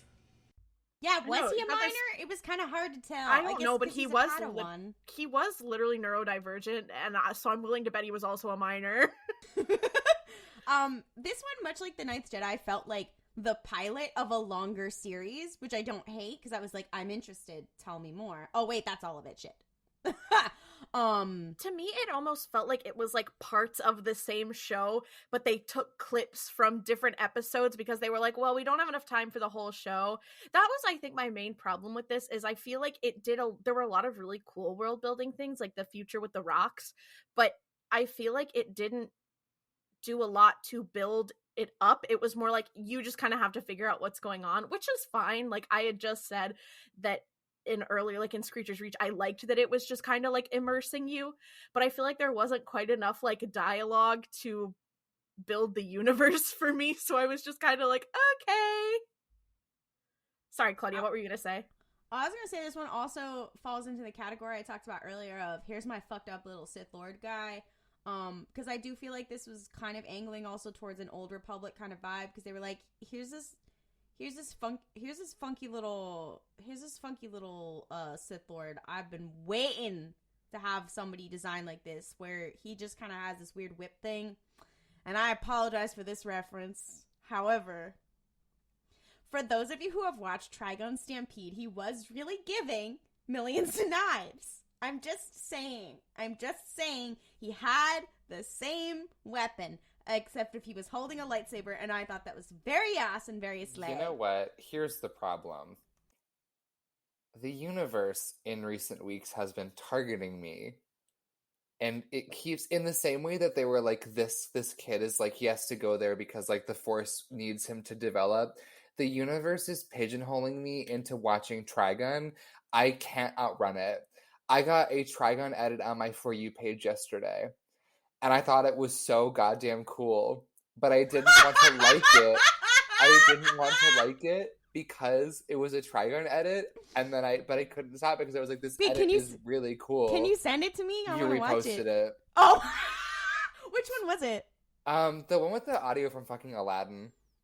Oh, that one was really good. That one was really cool. Yeah. Anyway, and then the problem is that, so now you're mentioning Trigun again, unsurprising. But the issue is I think I'm running out of days to outrun it. I think the time is coming that I do actually end up watching Trigun. No, because here's a fucked up thing, Noah. I've been in that exact same fucking place, but I just haven't vocalized it. So I'm like, shit. Are we about to have a Trigun, RuPaul's Trigun race? I think we might be, is the problem. Yes! And then we'll never be able to talk about anything else. Oh no, God. You guys? No, because the other problem is that it keeps seeing pictures of the fucking blonde bitch, and I'm like, why do I kind of look like him? Listen, if you guys watch Trigun, I will watch Megan. Okay? What about listening to the Magnus Archives? No, okay. To be fair, I already wanted to listen to the Magnus Archives. Back to this short. Can someone remind me? Because I feel like it's very similar to the first short. But I watched it a while ago. What was the reason that he had to face the Sith Lord guy? Like, his master got killed by the guy, and the Sith guy was like, "Oh, I see that there's like an evil in you, a darkness in you. I'm gonna come. Let's sit on this. Let's put a pin in it, and I'm gonna come find your ass, and you're gonna become evil. Work, and then." Fucked off, and then that little boy is a child. Boy, if you lost your mind, because I'll help you find. Stay away from him. Exactly. I was like, you need Daniel Day Kim. Step away from Eugene. Try, guys. Get away from the sturgeon. Daniel Day Kim, I think, is also playing Fire Lord Ozai in the live action Avatar: The Last Airbender. Yeah. Yeah, he That's is. That's crazy. What the fuck? Yeah. Are there any more Mark Hamill roles that he can take, do we think? Do you think he can play Luke Skywalker when the fanboys get their way and they finally remake the sequel trilogy? Listen, I wouldn't be mad about him as Luke Skywalker. I think he could give. Yeah, plus, then we could get Kylo Ren saying, "I am a surgeon," and that'd be really kind of incredible. I am a surgeon, Master Luke. Okay, I'm sorry, when you opened that sentence up, I felt like you said it in the Clone High JFK voice for a second. I am a surgeon, Dr. Han. Exactly. Okay. So, James, I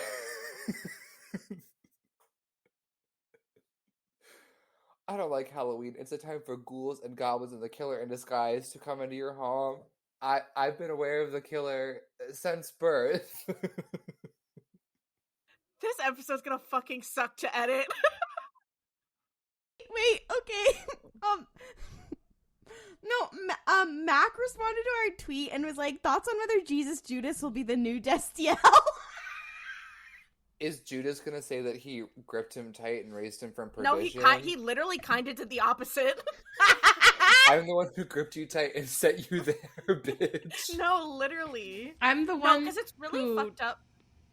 Go ahead. Gripped you loose and brought you to somewhere. Gripped you loose? Wait a minute. New I'm Testament is sorry. crazy. I'm sorry, I just realized. You know what else is canonically in the fucking, what are we calling it? Christoverse? I don't know. Jesus Christ in the canon of Catholics and of Protestants has actually already watched this upcoming CW show, because in the Garden of Gethsemane he has to observe all human sin, past, present, and future, and that means that he's seen the whole show. And evidently was still like, crucifixion, worth it. And he's listened to this podcast and decided that it was okay. Wait a minute. We can talk about Jesus' whole all day long, and salvation is still only a prayer away. It's just like when Darth Maul looks into the fucking holocrons of fate and sees... I know you're not comparing Darth Maul to Jesus Christ looking at Sonic inflation porn right now. He's kind of a Christ-like figure when you think about it. Do you guys think that if Darth Maul saw Sonic inflation porn, he would still be in the universe worth saving? I don't think Darth Maul... You could show Darth Maul, like, babies being born and, like, beautiful meadows and everything, and he would still be like, no, fuck this universe, we gotta destroy it. That's real. I don't have anything really more to say about this short, to be honest. Like, I thought it was cool, but not much beyond that, TBH. Honestly, it was one that I was like, I thought it was fun, I guess. I kind of was like, I feel like I was trying to understand the narrative a little too much. I feel like I was trying to understand the universe a little bit too much to enjoy it, which like might just be on me.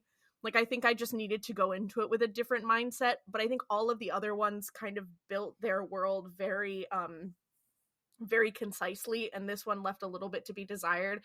But again, that's just my interpretation of it. I will say the animation was sick as hell. That scene at the end where they're like falling through the sky.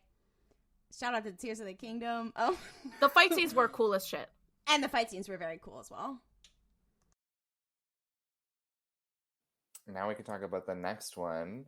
Liza Minnelli's the spy dancer. I'm sorry. The only reason I said Liza Minnelli is because it takes place at a cabaret, and I'm a homosexual before I'm anything else. Anyway, do you guys remember when Liza Minnelli was on Arrested Development?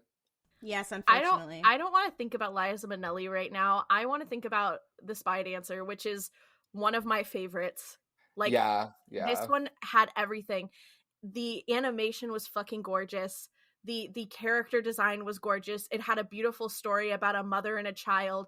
It had critiques about imperialism and the separation of children from their families.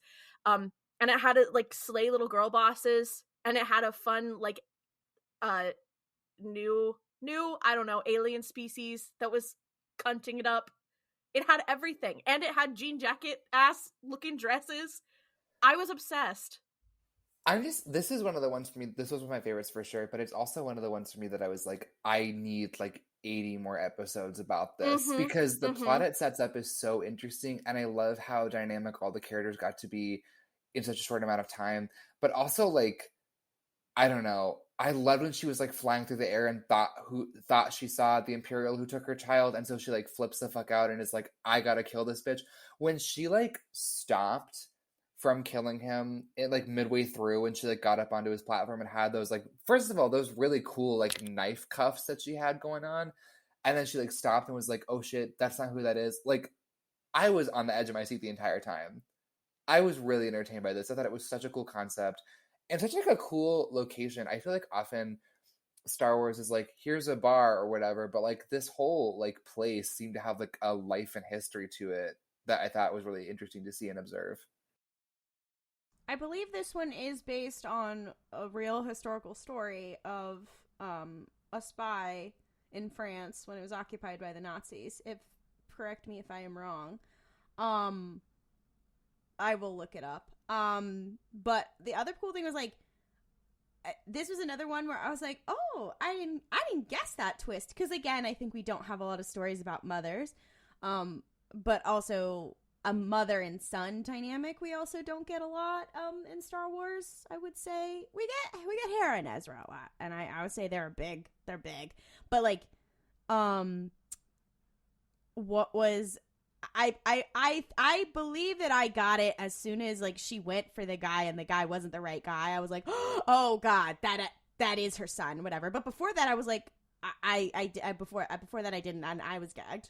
by it. And you could tell the animators were having a great time with this because they were like, and what if we did aerial dancers? And you're like, hell yeah! And what if we did aerial It's kind of like when animators are given Spider-Man and they're like, and I can do so much with this. Like, Yeah. they love that shit. No, I was gagged. I loved the animation. I loved the story. When the reveal was that he was her son, I was gagged. My jaw dropped. I was screaming. I was throwing up.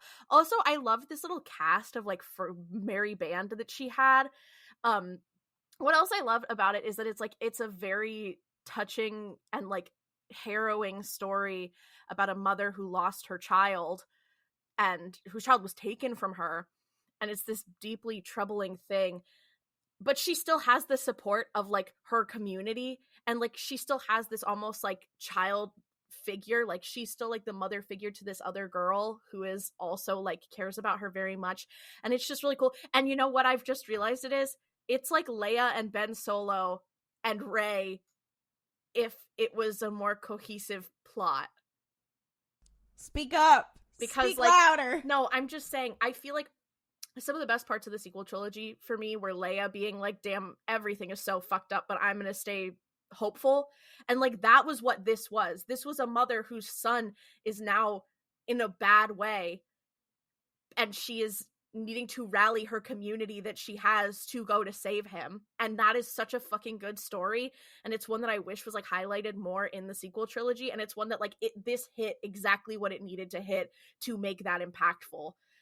Oh fuck, it was just so good. Yeah, I liked how a lot of like the focus on the story was that despite her trauma, she was still like a compassionate, caring person. I feel like a lot of times those characters end up being like callous, and they have to be like reminded why they care about people, but she was like, no, this terrible thing happened. I'm still gonna try and be my best self. I also like, I don't know, the scene where she's like, oh balls, this Imperial is here who like stole my child away. Like the tone shift that happened was so cool. Mm-hmm. Like the way like the whole vibe just changed. I loved it. I loved every scene of them in the air. I love aerial silk shit. Okay, I'm always gonna think that's cool. Like I'm easy to please. If you give me like a very impressive visual, I'm gonna enjoy it.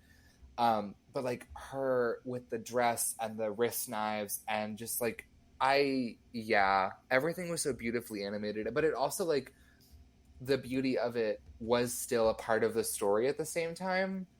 And like also that last scene where he's like on the bridge of his ship and like is looking at the little hologram of him as a baby, I was like, damn, I need a book about you. I need to know all I can about you, dude. Like you've got so many issues.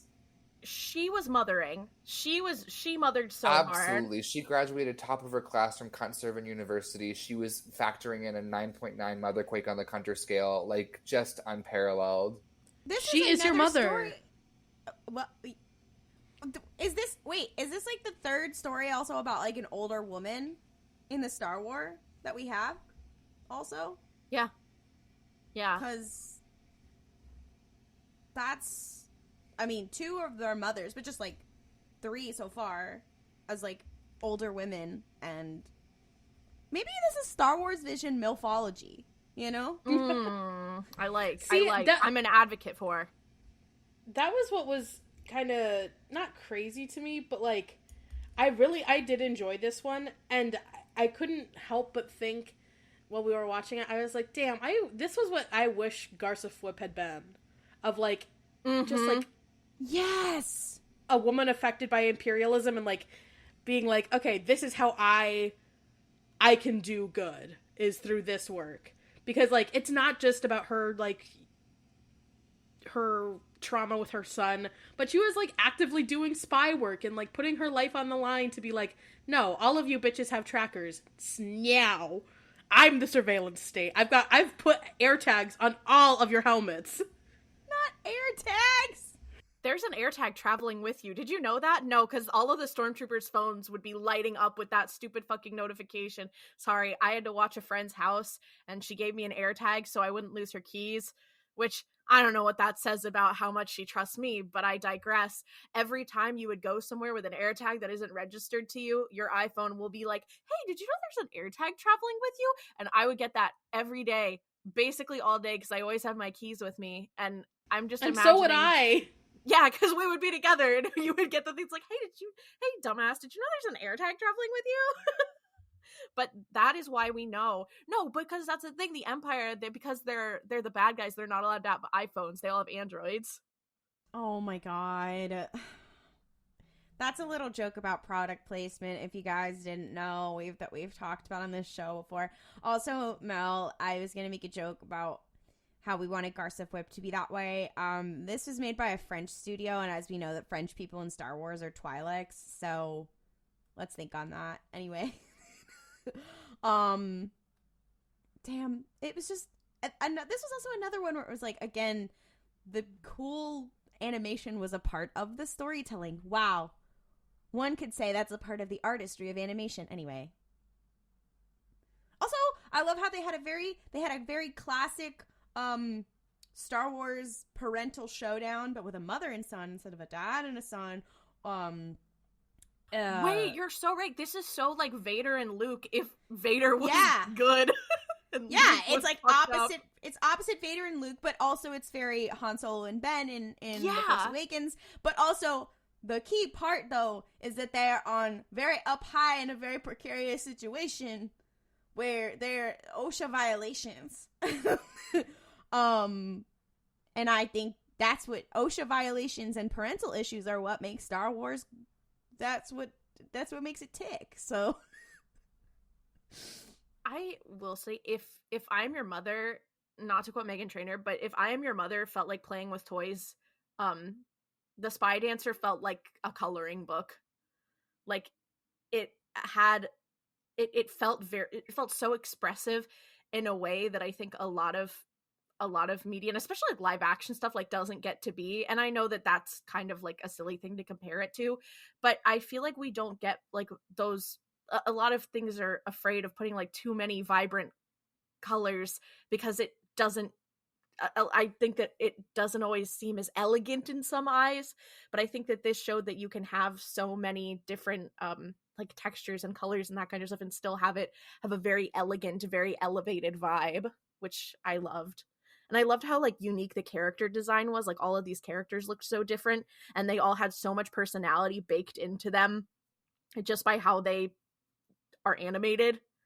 I cannot say enough good things about this short. I loved it so much. Love a circus troupe. Mm-hmm.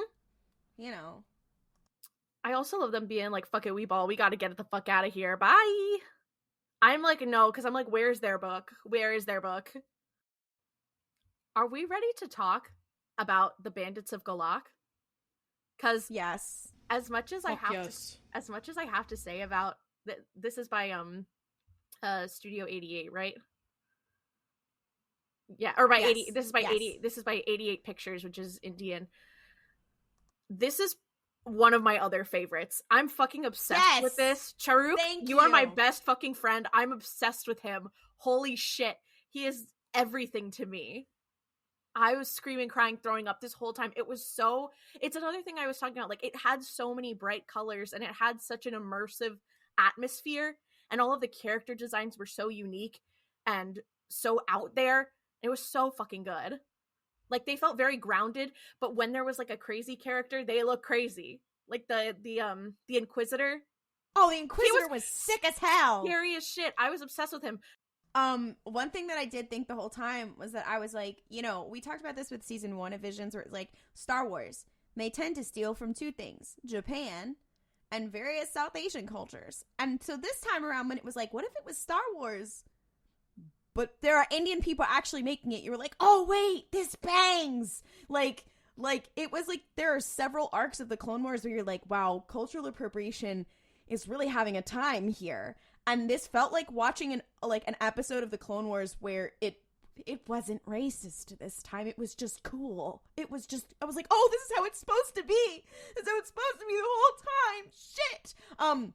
Not for me to talk about Across the Spider-Verse again, but like in Across the Spider-Verse, when they did the whole, for Spider-Man India, and they did the whole like design and everything for him, they got Indian animators and a whole team in India to do all of his shit.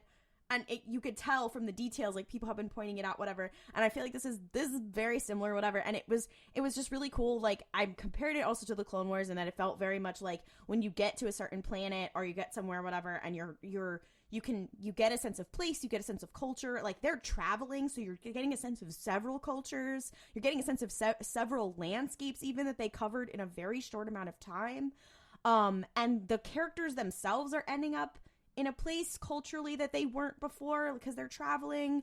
I did also notice that, and this was a theme in season 1 of Visions, but also in this season of there is like a slay little child, but also like this is a Force sensitive child who is hiding from the Empire, and what does that look like from different cultures? And I feel like we see a little bit of that with the High Republic of like, what does it look like to be a Force sensitive kid or a Padawan or whatever in the High Republic? But it's like, what is it like to be a Force sensitive kid in the very scary, wide world of the, you know, post Order 66, and like the different cultural meanings of that.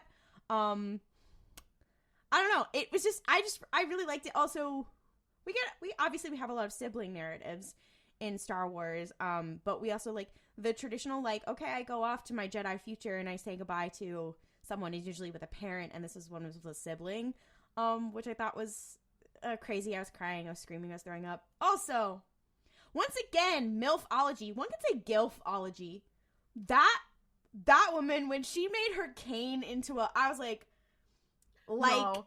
Yaddle before her, because No, Rugal, you are my best fucking friend. Holy shit. Every character in this was so cool. They were not only designed and animated in such a really cool way, like the characters themselves and the narratives that they're in, even though they are all on screen for such a short time, they're all so fucking badass. Like every single one of them. Like, they're also like, this is one of the ones where I like actually remember all the characters' names, which is funny. Like I've thought about this one so much.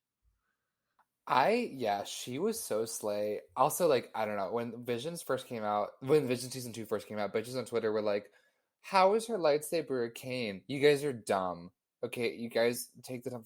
Oh my, like, shut up. But, I don't know. I really liked her vibe. I love the scene where, like, all the stuff starts levitating, and the Inquisitor is like, oh, what's that about? And fucking Rugal is like, you want to fucking fight somebody? I'm right here. Like, let's go. Another older woman getting to be a fucking badass. I loved her vibe. Literally. I loved her. I also like loved her design. Like I loved like all her facial piercings and like the just like dramatic gold jewelry she had on. Like I don't know. I feel like a lot of times Jedi's designs are pretty like plain clothes. That like they might have like a robe or something, but like she got to wear like a sleigh outfit and also be a badass. You can be both. Rail Avaros coded, one could say.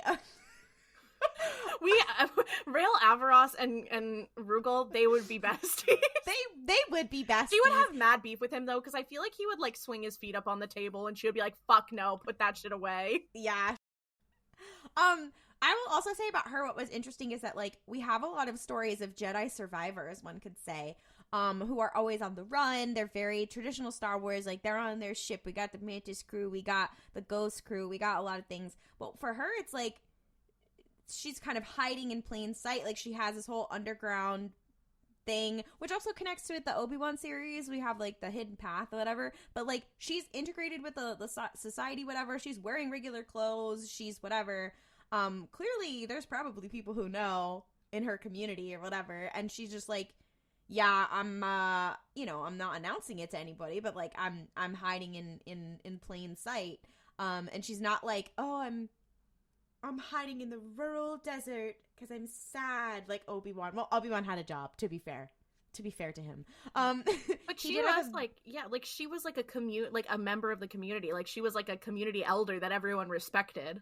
Yeah, which is cool, like knowing from the High Republic, like because that's what the Jedi always were, like when they were out in their outposts in the galaxy as well. So I thought that little piece of world building was really cool. Also, to the haters who were like, oh, her lightsaber, whatever, it was a direct homage to the first time you see Ahsoka in Rebels when she does the, like, double lightsaber pull that physically doesn't make any sense with the white lightsabers. She does it in Rebels, and then she does it again in live action in The Mandalorian. I was like, it is a direct reference to that. Because Ahsoka is a South Asian icon, as we know. But it is a direct reference to that. So maybe the people complaining about it are fucking fake fans. Anyway, another thing I really liked is the emphasis on food. Because there was a part where Rani, who is the sister, she was talking about like Lebi candy, like Lebi sweets, and they had that for sale, which is based on I hope I'm pronouncing it right, but it's jalebi, which is like South Asian and like West Asian. I think it's also like Africa as well, like Northern Africa as well, but it's a sweet candy that's really popular there. So it is like a really cool thing to see. Like I feel like culture is so baked into food, baked into but it's such a part of food. I wasn't intentional, that was no pun intended, but we don't see that a lot in Star Wars. Like there's all this like Star Wars food that draws on a lot of cultures, but it's always just kind of like amalgamous. So it was really cool to see something that was very much like based, again, as the cool thing about Visions is it is drawing on the culture that it is, that is making it. So it was just really neat to see a fun little, like, a little reference or something of cultural importance like that. I thought that was really neat. And what is more Star Wars than taking something real and Star Warsifying it by giving it a little name and changing the color up or something, and then being like, this is the Star Wars version, and we're like, okay, but we all know what that is in real life. Like, there's nothing more Star Wars than that, and I love that everybody gets to do that here. Everybody gets to do that. I loved it. Basically, we talked about everything that I loved about it. I just love stories about, like, siblings, and specifically, like, stories that are, like, about siblings who have to, like, deal with loss. Because in this one, it wasn't sad. It was sad, but it wasn't, like, tragic, I guess. That she was going away. That she was being brought in by this Jedi to somewhere safe for her. And I don't know. I just liked it. Yeah, I agree. And I think it was really cool. Like, Charuk was putting his whole ass into every single thing that he did. Like, seeing the devotion that he has to his sister and to getting her somewhere safe and to his family. Because they were doing this all at the behest of their father, who I assume perished. I think that's what's implied. But seeing the level of dedication he has, he's very similar in a way to the character from In the Stars. In the way that it's like, Tachina, where it's like, I have to focus so much on protecting my younger sister that I have to have a certain level of separation from what is actually going on. And I think that he is a little different in the way that he is able to keep a bit more levity, and instead of by physical prowess or by being sneaky, he is more clever about it, if that makes sense. And I think that that's a very interesting perspective and an interesting character choice, to have someone who is like, okay, well, I'm not going to be fighting. I'm not a fighter, but goddamn, I will protect your ass. It also has that kind of bittersweetness that a lot of Star Wars has, where like he is protecting her, he is guiding her, whatever, like, and he knows that at the end of this journey he's going to have to leave her. She doesn't really realize that the whole time, and like once you realize kind of halfway through, like, who he's trying to take her towards, whatever, like, you realize that, and you're like, oh, okay, my heart hurts a little bit. I am crying, you're crying, I'm crying, everybody's crying, and it's different than in Into the Stars. I keep calling it Across the Stars. I'm like, nope, that's not it. Also, that Inquisitor was cool as fuck. That design, that character design was fucking crazy. He was actually scary. Because I feel like a lot of Star Wars villains and a lot of Star Wars character design, I'm like, oh, that's supposed to be scary, but it's kind of campy and funny. But, like, he was actually scary, despite, like, the fact that he had sort of the regular goofiness of a Star Wars character. I was obsessed with him. I was obsessed with every single character in this one. It was so good. This was one of the shorts also that felt more like, oh, this could definitely fit, like, straight in universe. like straight up canon if they wanted it to be. Yeah, I agree. Because like it just with the elements that they chose, whatever. So it was very interesting in that way. A lot more of the shorts from this season felt like they could be taken from canon, or like that they could fit into almost a canon compliant situation. Yeah, I think that's also because there were several of them that were like set almost in the old Republic, so they wouldn't have as much to like avoid. You know what I mean? In the season 1, I feel like it was only like 50-50. So the next one is The Pit, which I did like the style this was animated in. Like I like the way that the characters were drawn. Yeah, Daveed Diggs was here. That I was surprised by.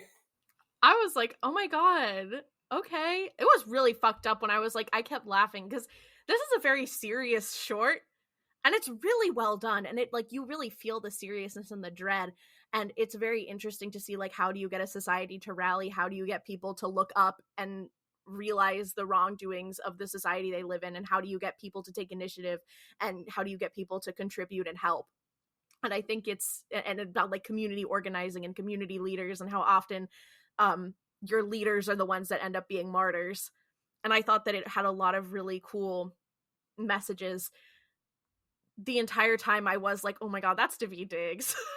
And I kept laughing. And then I was like, oh my god, they're about to throw Daveed Diggs in the pit. And I was like, oh, this is like not funny.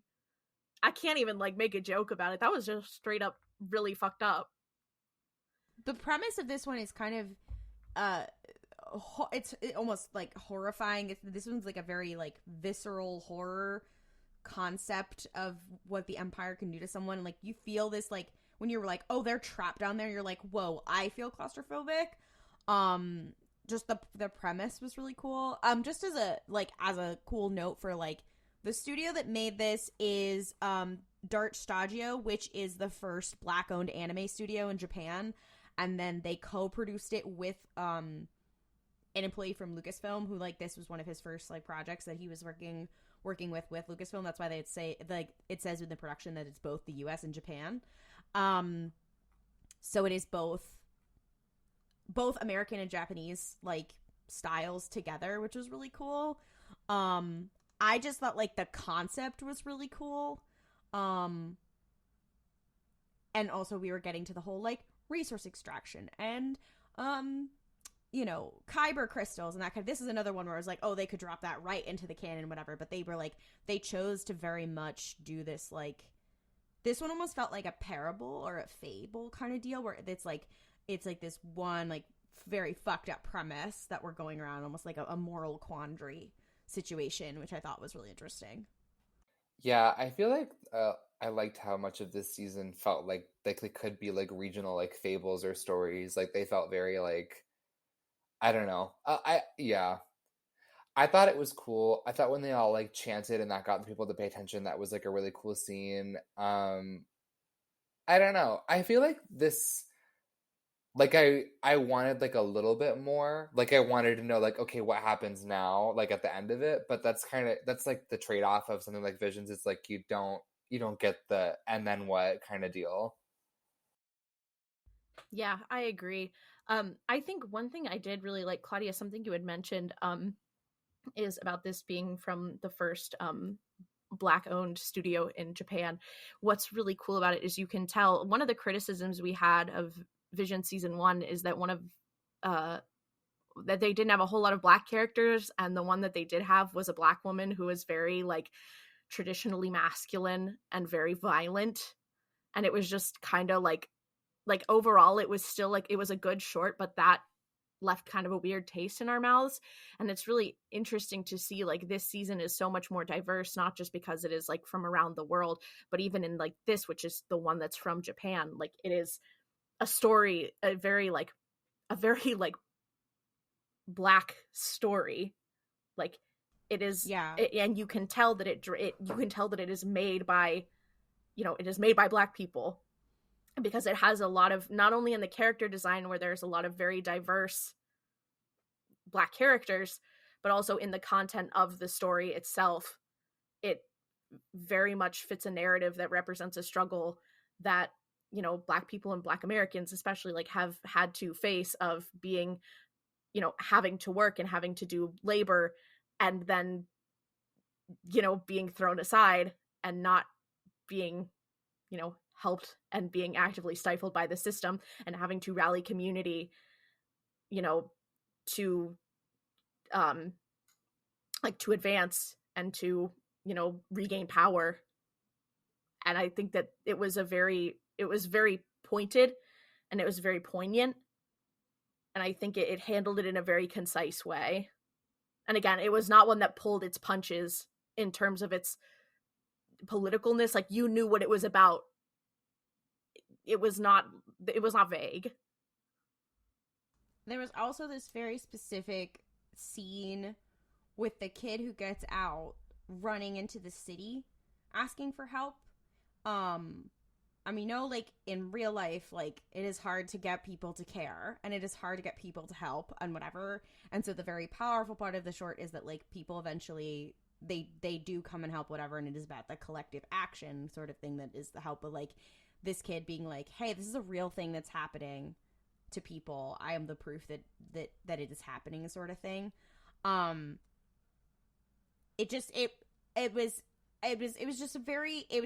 I think it was just a really cool story. It was scary. Like, it was scary at one point. Like, it got very, very dark in terms of, like, there's people dying in the pit, whatever, and they're, like, not shying away from that in Star Wars. Like, it felt very much like Andor in that sense. Not like Star Wars is never dark. I feel like it gets quite dark in some places. But it really leaned into that.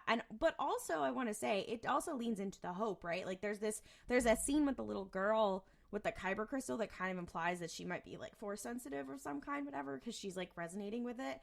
And there's this kind of thing of that, like, for them, the kyber crystal is something that they've had to extract, and something that they extract that they cannot use or whatever,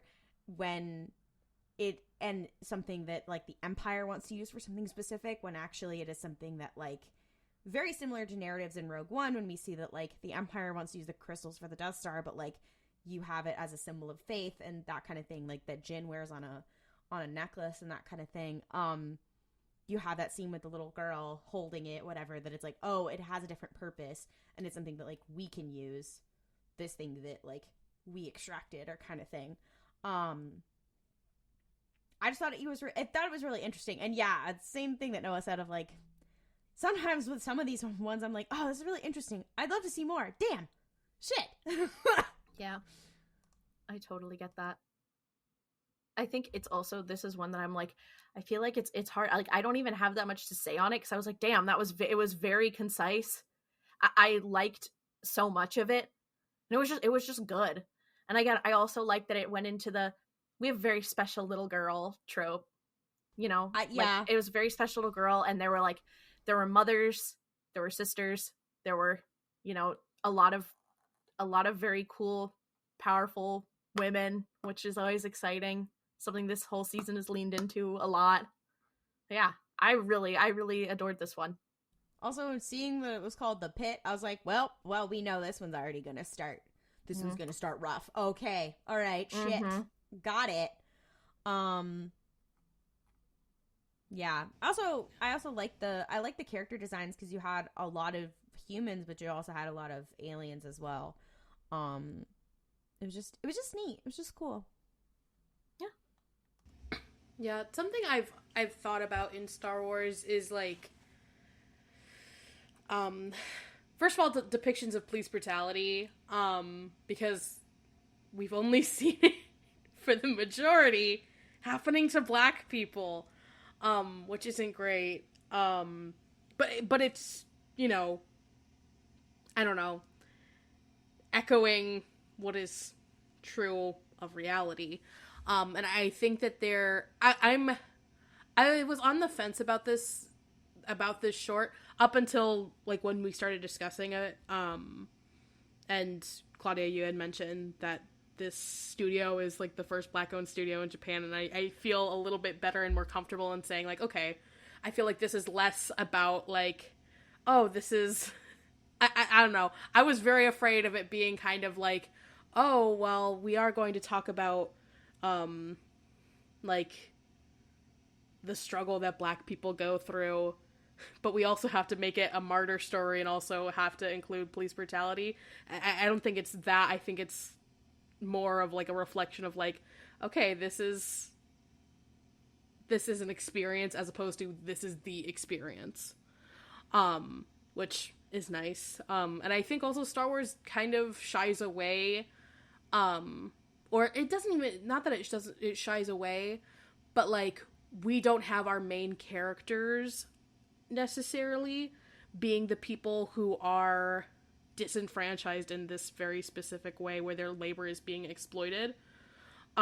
We kind of do, but I feel like it's always, like, an afterthought. Things like, when, at the beginning of Rogue One, where Jyn is broke out of basically a prison camp. And, like, I don't know, I feel like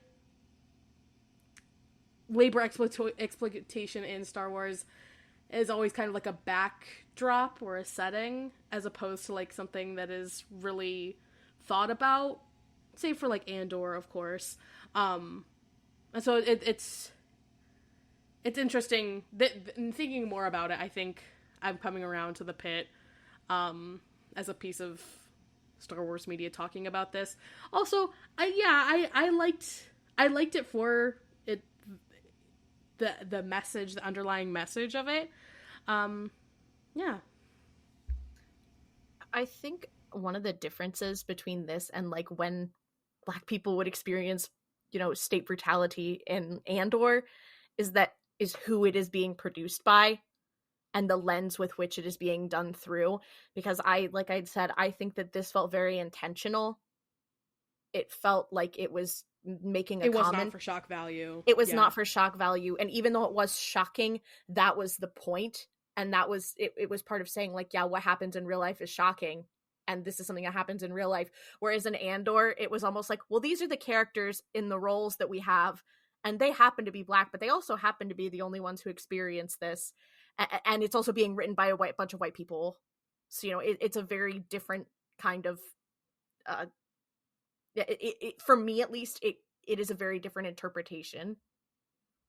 Well, and you can sort of see some of that intentionality, I think, like, when they throw him into the pit, like, the camera does not, like, linger on a body or, like, an image of violent trauma. Like, we see how his family reacts to that, and then we see how the people react. Whereas, I feel like so often those shots tend to be, like, lingering shots of, like, brutalized Black bodies, and this didn't do that, which I feel like is sort of like I don't know. I feel like it has to do with the intentionality behind what the goal of the plot was, basically.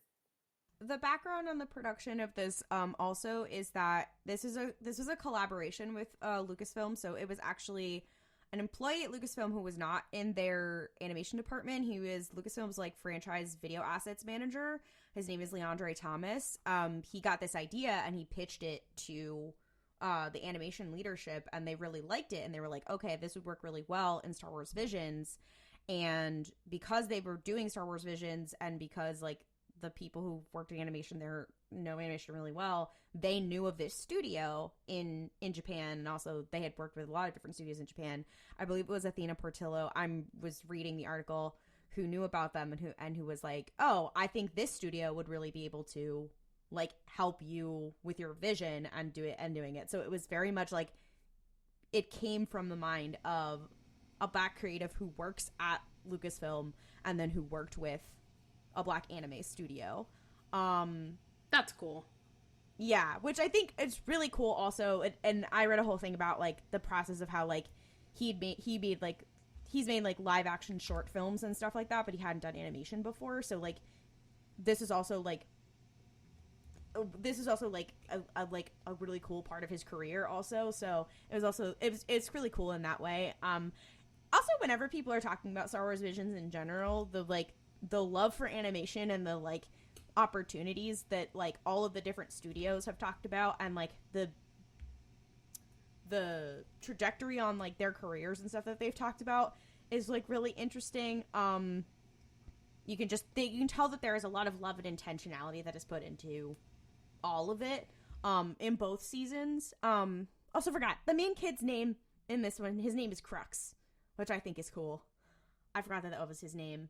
Also, Steve Bloom is in this. In the English, We've in been the English new. dub. Yeah. Yeah, he plays the Empire. The He does? Yeah, he plays like the guy, oh my god, I can't remember what his name is, but like the leader of the Empire who was giving the orders.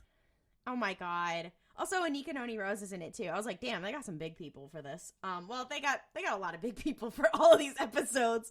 But I was like, but yeah, I just thought I just think this one had like a unique production story.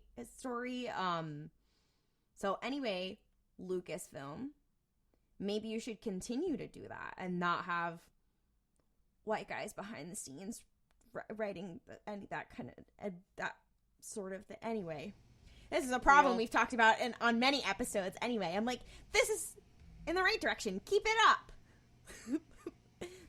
Do better. So real. Are we ready to talk about the last one? Yeah, I love this one. Me too. It was my favorite. Oh, it's so. Listen. This is our song. So yeah. Just so you guys know, our song, that is representation for girls who are strange and off-putting, and I love it. Not even strange and off-putting, but like girlies who are like, now what if I just did my thing? Also, I just feel like Ow and Cal Kestis would have hella beef or be best friends because she's doing crazy shit. She is jumping around, maneuvering. And Cal Kestis, girl, at least if I am playing you, you are falling to your death quite often. yeah, I know she could slide down a big mud hill and be completely fine. Cal Kestis cannot Exactly. be the same. I would love to play like a cozy farming game on that planet or in that animation style or like some sort of cookie run sort of thing. The animation style really cute, adorable. This is from an animation studio, Triggerfish in South Africa. I loved it. They felt like little felt dolls. It just made me smile the whole time. Also, again, much like the first short, this felt very much like the High Republic of like, how do different people experience the Force? And in this one, also another very slay older woman with the older Jedi. With her big hat she was giving Sav Malagan. I was like, my god, that is character design for the gods right there. Mm-hmm. I'm obsessed with her. No, I've been thinking about her design so much. She just looked so fucking good. All of the characters in this were designed so well. Was Alice down at DILF? Yeah. Do we think so? Yes. Noah, what do you think? I would say yes. I'd hang out with him. I'd hang out with him for sure. Real. I also loved like the way that it showed her singing happening, and the way that it was like animated was really, really, really cool. And like the way that it sort of centralized on her, and you could see her and like the outlines through the mountains, like that was really fucking good. Yeah, visually this was one of my favorites. I loved how it was shot and styled. Like, and I'm like, look, I know the conditions of this planet are like not ideal, but like I want to hang out there. It looks like such like a cool like place to walk around. It kind of looked like a Little Big Planet level, which is a game I haven't played in years. Oh my god. But it kind of reminded me of that insofar as like everything is like wonderful to look at and feels like, because of like the felted texture, like feels like tangible and real, which I love. And yeah, also cool lady with big hat. That's character right there. The rest of you need to start taking notes. If you put a cool woman in a big hat, I'm gonna be set for that. Absolutely. There was this vibe. It felt very of Studio Ghibli to me also, and there was this vibe to her very much like I want to say like they very much had the relationship of like the cool painter girl in the woods and Kiki in Kiki's Delivery Service. She had the vibe, the like gay aunt vibes that I want in life. Like she was just like, I'm really cool. I wear very slay jewelry. I have a cool hat, and I show up I say hi. And, like, she has a relationship with everyone on the planet. Like, she comes and says hi. Like, she doesn't, like, live there all the time, but whatever. Like, there was a sense of place. There was a sense of character, whatever. It's not just like, hello, I am a Jedi. Goodbye kind of deal. Also, to the fucking Jedi Order haters, I'm going to take this short and I'm going to put it in front of your face. Because they're like, oh, they steal children. No, they fucking don't. Because she literally, she talks to the kid. She talks to the kid's parents. She gives them a fortnight to, like, think about it, whatever. And obviously they've been thinking about it anyway because they know a Jedi in their life, whatever. And I was like, it's like both like a family and a community decision, whatever. It's like she's going with somebody she knows, whatever. And it's a hard decision, and it's bittersweet at the end, whatever, which is like such a Star Wars narrative, whatever. But I'm like, to all the Jedi haters, fuck off. I will make you watch this again and again. Also, for the like weird little girl representation, I have to say, I just know there's some kid who's gonna watch this and it's gonna be one of those like pivotal memory kind of things where they're like, yeah, I watched this like animated thing when I was a kid and I was crazy about it. Like, I know this is gonna root in some kid's brain, like when I first watched like The Last Unicorn or some shit. Like, it just felt like that.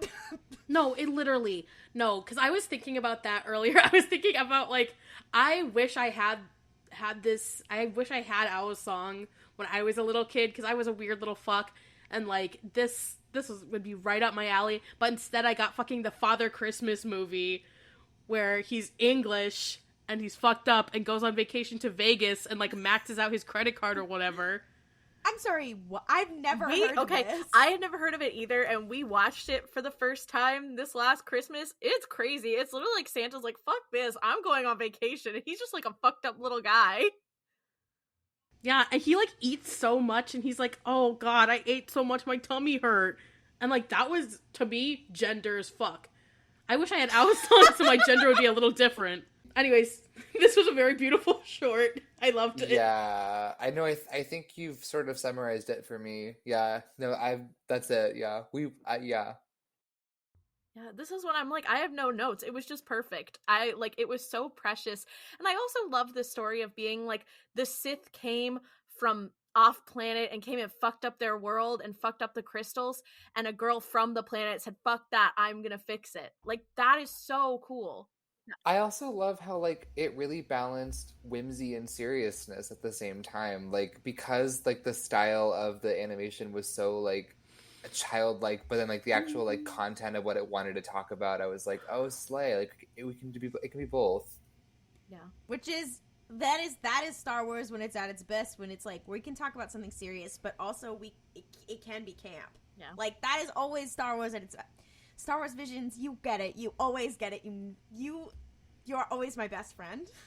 I loved that. And I loved, too, like, it's, again, another thing of, like, you can see the culture, you can see the South African, like, influences in the story. And, you know, you can see how it gives a very unique perspective, not only in character designs, but in narrative choices. And, you know, I know, like, mining is not a thing that's exclusive to South Africa, but, like, it's interesting having a thing of being, like, our natural resources being fucked up, so now we have to fix it by mining. And, you know, it's just a very interesting sort of cultural touchstone that I feel like again, a lot of the time we get stories like that, but they're more just as a backdrop. And I just think it was very cool seeing how, like, this fictional culture that has been created, like, lives in concert with the land. And I just thought, like, and the way that they interpret their environment, I just thought it was really cool. Like, again, this one did a whole lot of world building in a very short amount of time. I also love the combination of, like, the technology being used. Like, they're using a lot of different technology for mining, with obviously the magic as well. Like, they're, like, we get mining in Andor. We get it every so often in Rebels, even Clone Wars, that kind of thing. I definitely think we get narratives like this in Rebels with Lothal, I think, a lot. And I think that's one of Rebels' strengths, is that it ends up being very localized to Lothal's struggles. But that was one thing that I really love, that it was like, there's like the beauty in the natural world, but there's also the interesting stuff with the technology. one could say that she's a girly in STEM. She is a girly in STEM. She's a girly in STEAM. You're right. She is a girly in STEAM. She's a girly in STEM, but she wants to sing. That's what she wants. And she's like, but Father, I want to sing. No. The children yearn for the mines. No. She's literally neurodivergent and a minor. No, but like a minor. You're done. You're done. Out. And you're done. And we're done. Well, thanks so much for listening to RuPaul's Pod Race. My cancellation is imminent. Wig. I can't with that. Neurodivergent and a minor. I laughed. I'll say it. I giggled. I thought that was funny. Do we wanna speed round, go around, say what our favorites are, and then say what our favorites were and wrap it up? I honestly don't know if I can conjure a list of my favorite ones, TBH. Because I guess I'll just say I'm torn between the Spy Dancer and Screecher's Reach. Those are I'm gonna do the spineless move, and I'm not gonna pick a single favorite because I can't. So I'm gonna say that the Spy Dancer and Screecher's Reach are my two favorites, and then I'll be done. I'm having a similar problem because I think that my favorites are actually also the Spy Dancer, but I would say the Bandits of Galak is my other favorite one. Those are the two that I'm like, if I had to pick, I think if I had to pick like which one I would like to see continued and like which one I would like to see become something else, like a novel, it would be the Spy Dancer. But Bandits of Galak, they put something in there that's got me hooked. My favorite, like I said, is Owl's Song. I just thought it was so charming and cute, and I just need to know everything about Owl and her little fun Jedi friend and the adventures that they get up to and what her dad's up to, and can he do a flip? Can he do a flip? I don't know. I just feel like the animation style of him doing a flip would be so fucking funny. Yeah, Anyways. You're right. Surprising no one, my favorite is In the Stars. I feel like I'm legally, contractually obligated, but I'm not obligated because it is my favorite.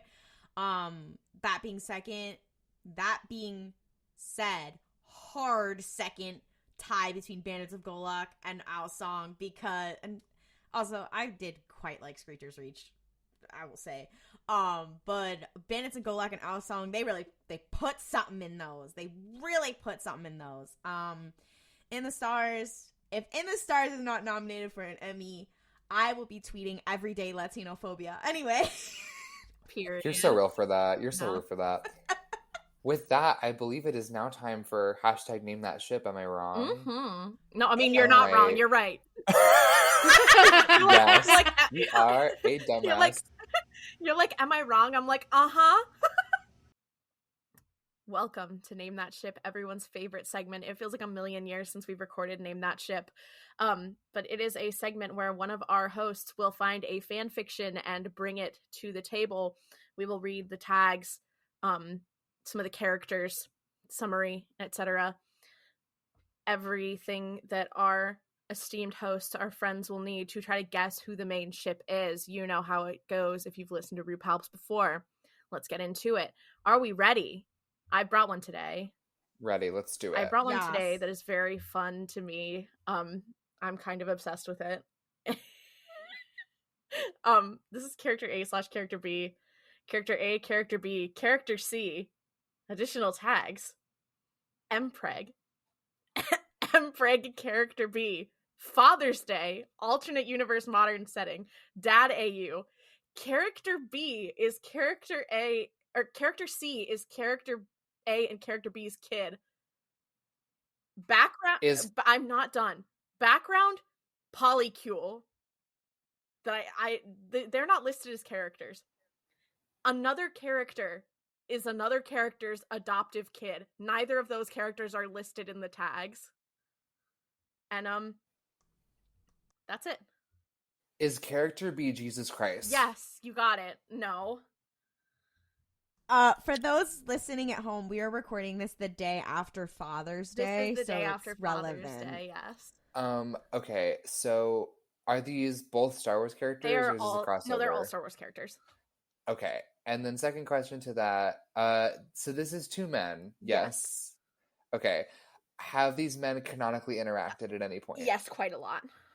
Is this a popular ship? I would say it's not one of these characters' most popular ship, but it's definitely their second most. Is one of them a clone? No. Is one of them a Jedi? No. Really? Is one of them Zeb? No. I wouldn't bring Is Zeb one of them a as Pike. Sith? That's not something to laugh about. One of them, he's not a Sith, but he wants to be. Is it Maul? Maul? No. Savage? No. The fifth brother? No. Think about it. A character who is like, I'm a Sith, guys, but he's wicked not.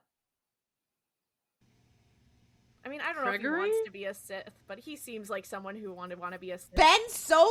Kylo Ren is character B. He is the one who is pregnant in the... Kylo Ren is pregnant. Okay. It's Kylux. It is Kylux, yes. Kylo has already given birth. They have a... Who do you think... This character is their son. Who do you think is their son? Because this is why I brought this. Because this Please don't say Poe Dameron. No, but Poe is in it. Jedi Storm Pilot is also in this. The other tag I didn't say is BB-8 is Poe's adoptive kid. So Okay. Is the child Millicent. in question... no. Is the child in question from the sequel series? Yes. Okay. Please don't say Is it- Rose. Is it BBC Sherlock? Yes. No, it's not Okay. BBC Sherlock.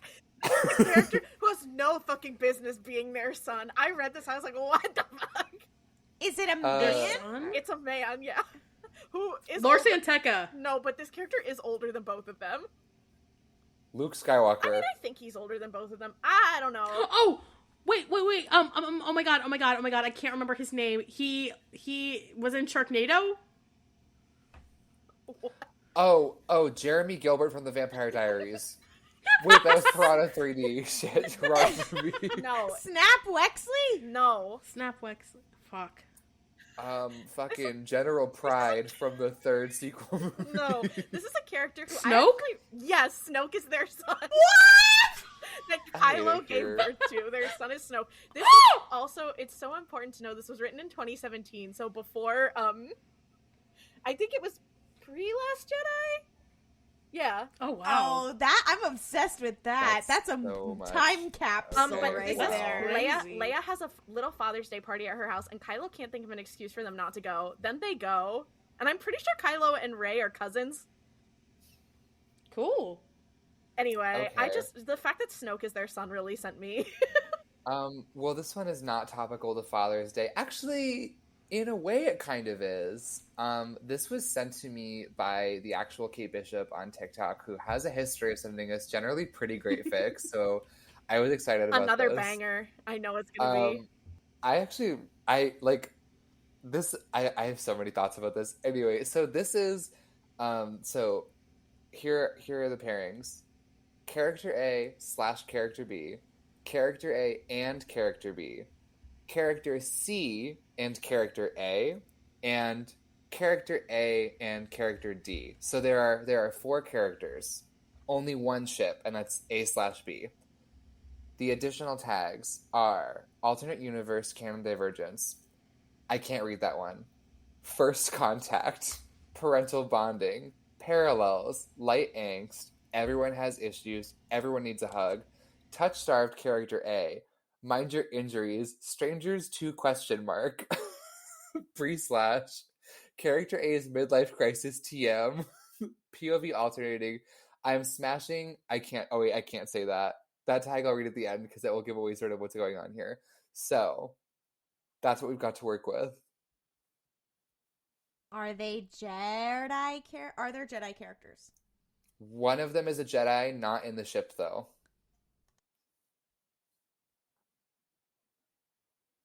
Claudia's light just Claudia's turned off. in the dark. Her light just turned off. It looks like she just got unfriended. Okay, so one of them is I guess actually I don't know if Jedi's the right word. Jedi kind of? Okay, so a Force user? Yes, absolutely, yeah. Okay, is this a character who has like been a member of the Jedi Order? No, Okay. not in any real capacity anyway. Ventress. No. They are light side aligned. Ahsoka. No, he said they have getting they warmer. have not been a part of the Jedi Order, so not Ahsoka. Someone Kanan? Cal Kestis. all of them have been members of the Jedi Order, guys. Yeah. Is this a character who wait, Claudia, do you have it? Luke Skywalker? No, but quite close by proximity. Leia? Obi-Wan? No. Okay. First of all, Obi-Wan was a member of the Jedi Order. No, you guys are awful at this. No, okay. I'm a Star Wars fan. I knew that. No, okay. So this character, first of all, this is not one of the characters in the ship. This is character D. Oh Lord, you're Ben guessing Solo. right now. No. Okay, how do I put this?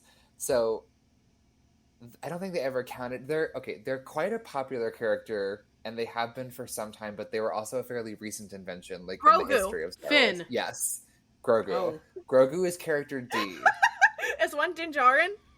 Yes, that is character A. Is one Cobb Vanth? Cobb Vanth. No. Who? Okay, so is the character he's being shipped with a bounty hunter? In a sense. Greef Karga. But not. No, Fuck. no. A It's clone? at this point, I have a twist to reveal to you. Oh no. This is a crossover fic. Oh no! Oh no! Oh no! Oh no! Noah just did a This is a little crossover fic. dance. I'm so excited about this. This is a crossover Miguel fic. O'Hara. No, so character. Shit. No, so character B, who's in the ship, and character C are both from the crossover property. Okay, is this a movie?